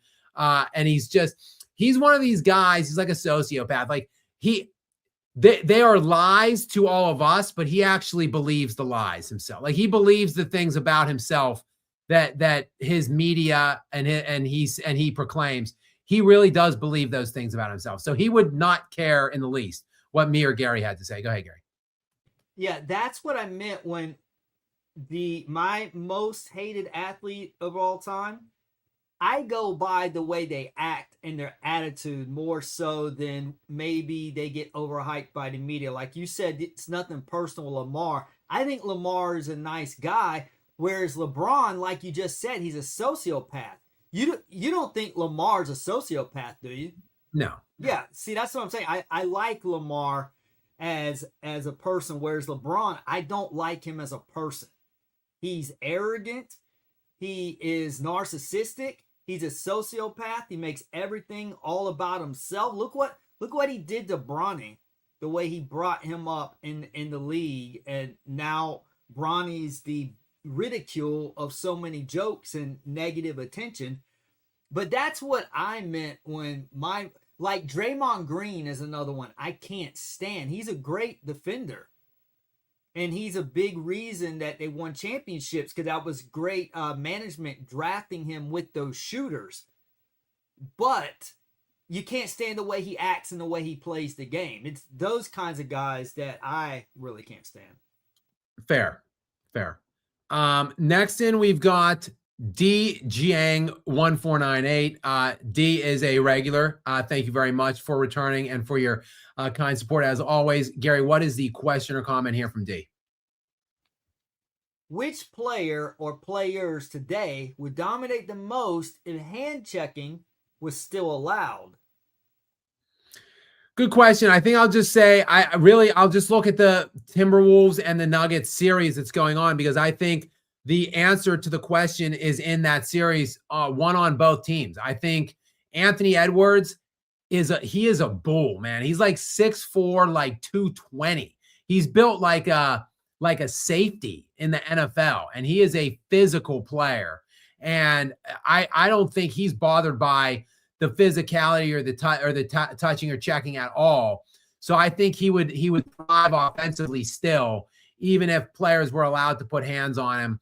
And he is, again, with that physicality, I think he would be a great defender, because he would be able to really just manhandle people at the other end.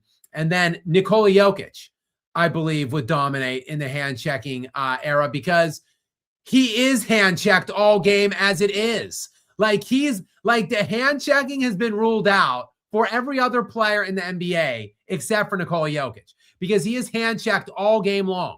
He has guys hanging all over him when he's trying to make the catch. And then he's getting poked and prodded and pulled on when he has the ball. So he already does get hand checked, and he's averages a triple-double 2 years in a row. So my answer is both of those players, I think, really come to mind most prominently of who would still thrive if hand checking was allowed. And as we know, I want hand checking back in the game. Commish Skap attack, that would be one of the first orders of business for me if and when I would take over the big job there. Finally, Giuseppe DeRosa for his 12th super chat of the night back in. Thank you so much, Giuseppe. You know I love you, brother. What is this final question or comment from him? Best team to never win a ring. I know the first one that comes to my mind. What about you? Yeah, there's two, just with my age and the time that I have come up there. Well, I guess, man, there's four that really come to mind. The Pacers in the 90s, the 98 Pacers. The Seattle Supersonics in the 95, 96 year when the Bulls won 72 games that year, and they ran through the playoffs. They lost one game in the East, but then the Sonics took two off them, I believe, in the finals, 4-2. So the Sonics won 60 plus games that year. I think they won 63 games themselves. They had Gary Payton and Sean Kemp. Great team. Detlef Schrempf. Really good team. And then they won two games in the finals against the Bulls that won 70 that year. Jordan's best, 72 and 10 team, Jordan's best team. So those two teams, you got to give the Stockton and Malone Jazz a shout out as well, because Stockton and Malone, two of the all-time greats, they went to the finals back-to-back years against, again, Jordan and the Bulls, and lost both. Two. Again, they won two, I believe, in both. So 4-2 series in each of those. You notice a lot of these are Jordan opponents, because a lot of great teams never ate. They never got to taste. They didn't get to dip their beak in the water even for a sip, unlike all the people that have been at an all-you-can-eat smorgasbord in the LeBron James era.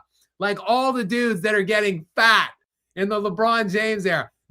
People were anorexic. They were damn near starving to death in the Michael Jordan era because no one ate on that guy's watch. So three all-time great teams that you got to give a shout out to. And then finally, I will say the Sacramento Kings in that early 2000 range that played the Lakers 3 times, I think, and one of them an epic 7-game series, which many will say was a controversial outcome because of Tim Donaghy's reffing situation in Game 6 in Staples Center with the Kings up 3-2 at the time. So those Kings teams were absolutely loaded, gave the Lakers a ton of issues. So I would say those are the teams that I would put in the running. Gary, any team you want to add? Yeah, I was going to say the Jazz are the first team that come to mind. But I was actually really glad he didn't win, because I cannot stand Karl Malone. He may be my next to LeBron. I could not stand that guy. So I was really glad. I was cringing at the thought of him winning a championship. I was so glad in 99 when Portland eliminated them, because I thought they were going to win it after Jordan retired. And so I was very relieved of that.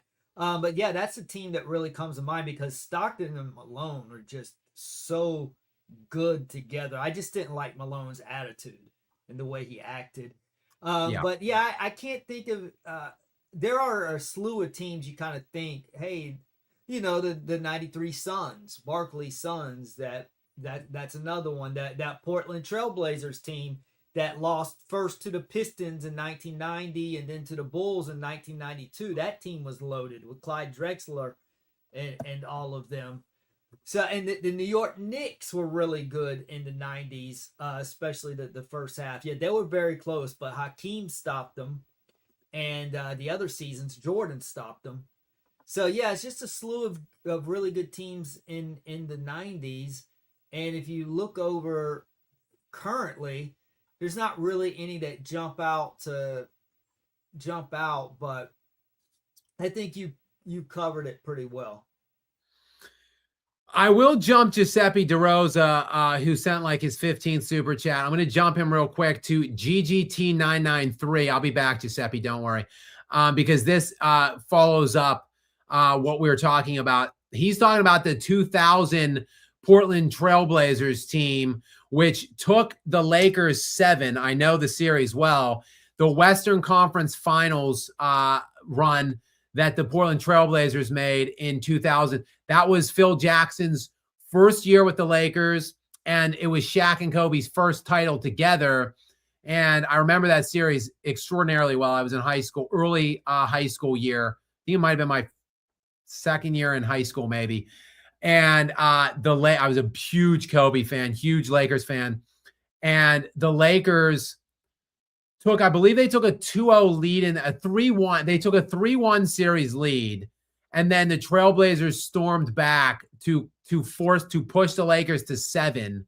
And going into game 7, there was I'll never forget, the headline on the LA Times was "Too Deep versus Too Deep." And it was like a split picture. It was Shaq and Kobe, and it said TWO deep. And then it was the whole Trailblazers, their whole team, and it was TOO deep, to speak to GTT 993's point here, that they were such a great team.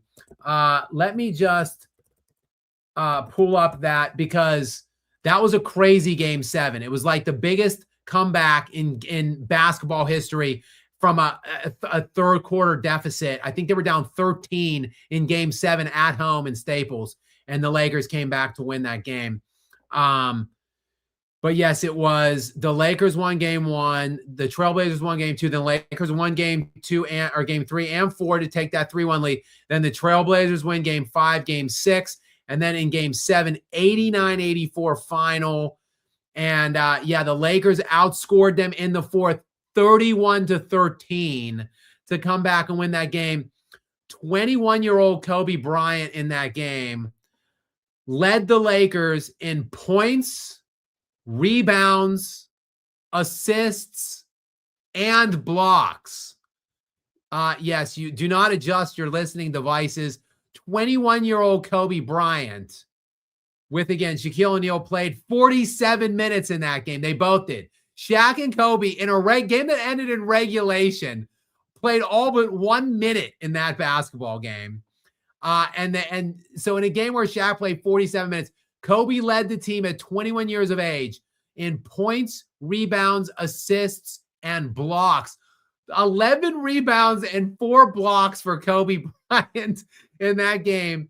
In his worst playoff run, people say he was obviously carried in that postseason. Just a hilarious commentary about that. But yes, to your point, though, GGT993, that Trailblazers team, Rasheed Wallace, Scottie Pippen, Steve Smith, Arvydas Sabonis, Damon Stoudemire in the starting 5, and Detlef Schrempf, speaking of him, off the bench, Bonzi Wells, Brian Grant, Jermaine O'Neal, and Greg Anthony. That team was stacked. That really was a loaded team. Let me just see the seasonal average. Obviously a different time in the NBA but like looking at it, nobody even scored 20 points on that game for the year. Rasheed Wallace led them in scoring 16 points per game. But yeah, a different time, a different day and time in that NBA, obviously. Let me hop back up here real quick. Type Sheet is in as well, but let me hop back up to Giuseppe DeRosa. Gary, go ahead and read this like 17th super chat by Giuseppe. Did LeBron have harder opponents than Jordan? Of course not, Giuseppe. Come on. What kind of a question is that? Michael Jordan played more 50, 60 win opponents than LeBron James. Of course, LeBron played more 70 win opponents. because he only played one and Jordan played none. But Jordan played a high, I shouldn't say more. Jordan played a much higher percentage of 50 and 60. So 50 plus win playoff opponents. Michael Jordan played a higher percentage than LeBron James did. He played a similar percentage of all NBA caliber opponents in his postseason runs. So, I mean, at the best, you could say it was a comparable level of opposition that LeBron saw. Certainly not better. I would say that Jordan played better competition, and he obviously fared much better against that better competition than did LeBron James. And then, of course, shout out to Kobe Bean Bryant, who played the hardest competition of any player in NBA history, and it isn't even remotely close by far. Kobe with the hardest comp of any player, not just any all-time great, any player, period. The fact that cat got 5 rings with the amount of, with the opposition that he had to go through with the requisite amount of supporting cast, nothing shy of astonishing that he has 5 rings, which is why he's the second best player in NBA history, in my humble estimation. Type Sheet, what's up, brother? Welcome back into you. Another generous super chat from you. Thank you very much. I do appreciate it.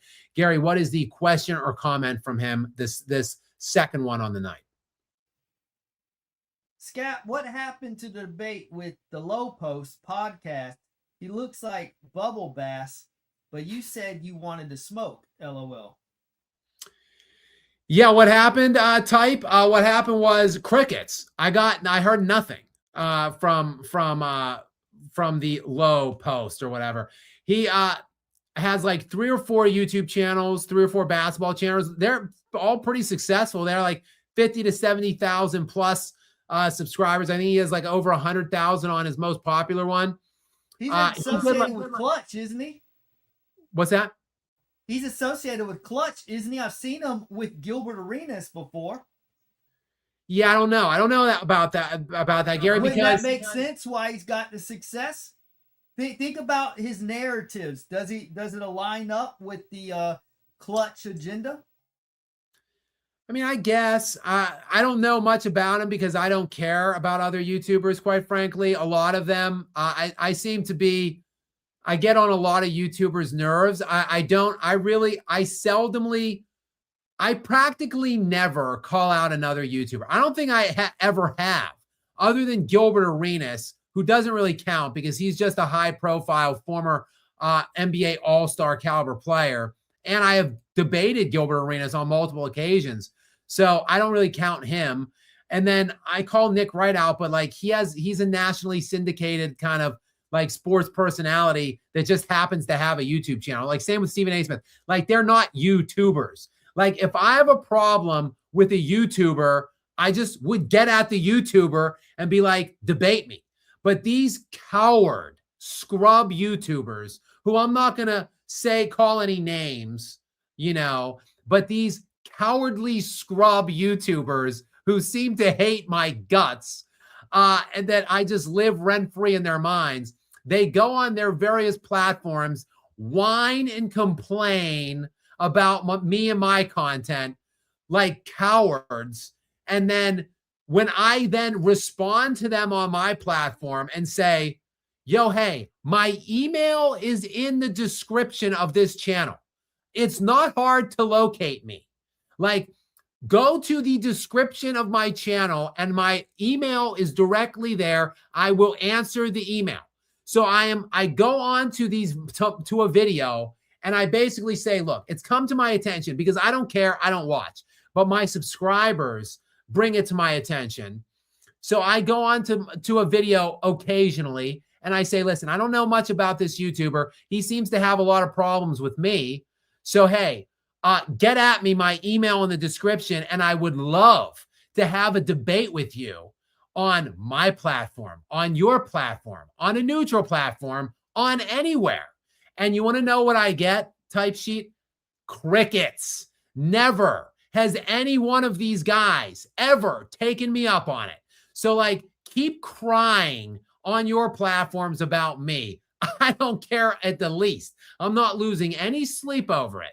But I know this, I am here. I am available ready, willing, and able to debate you about any topic that you want to pick a fight with me on any platform. That's what happened. Type, he never got at me. He didn't want it.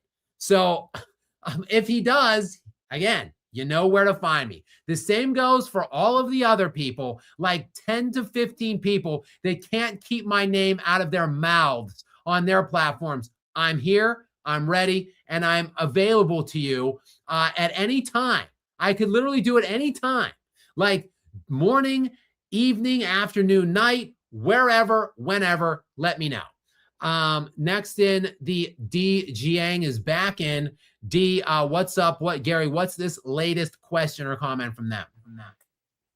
If you were in a street fight and could have any 3 NBA players have your back, who would they be and why? Does Jokic and his 2 brothers count? Yeah, that's a good question. Jokic is pretty crazy looking, actually. The eyes on that, whenever he got into it with Lou Dort, and he was going at Lou Dort, and he had the eyes of like a demon. And he looked possessed, and he's like 6'11", 280. It's hard though for me, Gary, to not select straight enforcers over Nikola Jokic if pushed.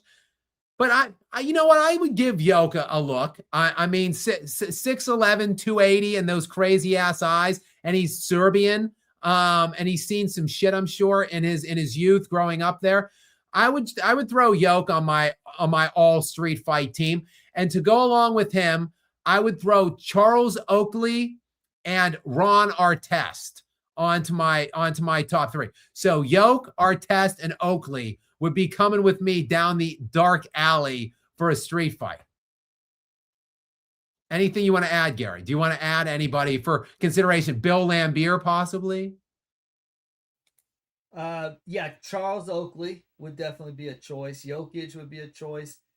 I always got to go with Anthony Mason. Oh, good call. Yeah. And the last real tough guy I can think of, David West. Shout out to him. Oh, and you know what? Steven Adams. It's a modern one. That guy's solid. Like you like the guys who know that they can fight, but they don't like to fight. Like Jokic and Steven Adams. They're very peaceful, very easygoing, but with a light switch. Something flips, they turn into something else, like you saw with Jokic. Just like with ask Marcus Morris. Right. Exactly.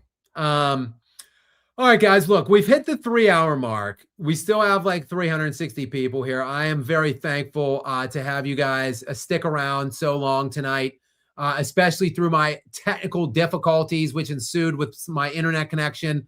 I really do appreciate you guys sticking around. All of the interaction, the questions, the comments in the live chat. I love the conversations that go on there by and large. And the super chats, obviously, very much appreciated. Again, we're over 3 hours. It's 2 a.m. on the East Coast. Another big day, a big slate of games tomorrow. Again, just a quick recap. Boston holds off Philadelphia. They take a 2-1 lead in their series. The San Antonio Spurs in a bit of a fight back and forth with the Portland Trailblazers all night. But in the end, no biggie. Easy sailing for them down the stretch in the fourth quarter. They win it by 12, 120 to 108. And, of course, just another epic gag job by the Houston Rockets in that Lakers series with them. They blow a 6-point lead with 25 seconds remaining to ultimately lose in overtime, and now they're in an 0-3 hole. Tomorrow, we've got big games on. The Knicks and Hawks, I do believe, are in action tomorrow. Obviously, the Nuggets and Timberwolves are on, and I think there is I want to say, oh my God, there's 4 games on tomorrow. Thunder Suns play tomorrow as well. And then the Pistons Magic. So we've got the quad header on tomorrow. 4 games on the slate tomorrow, beginning at 1 p.m. Pistons, 2.5-point favorites over the Magic. Thunder, 9.5-point favorites over the Suns. Knicks, 2.5-point favorites to even that series in Atlanta. At the Nuggets, I'm not seeing it. 1.5-point favorites on the road to try to even the series against the Timberwolves.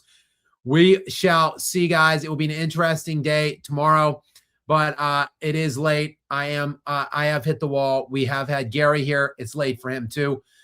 Shout out to all of you and to moderator Gary. Gary, do you have any closing messages or anything you'd like to impart the chat with?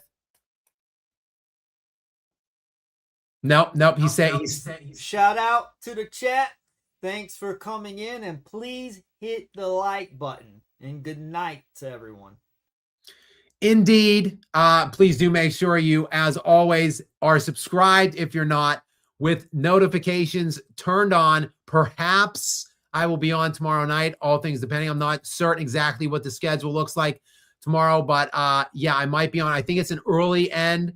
Yeah, the Nuggets Timberwolves game's on at 8:30, so that game could be over as early as 11. So could be an early night, which would make for an easy potential live. So possibly I will be on with Gary tomorrow night, guys. Until then, though, have a great night tonight, a great day tomorrow, and we will see you when we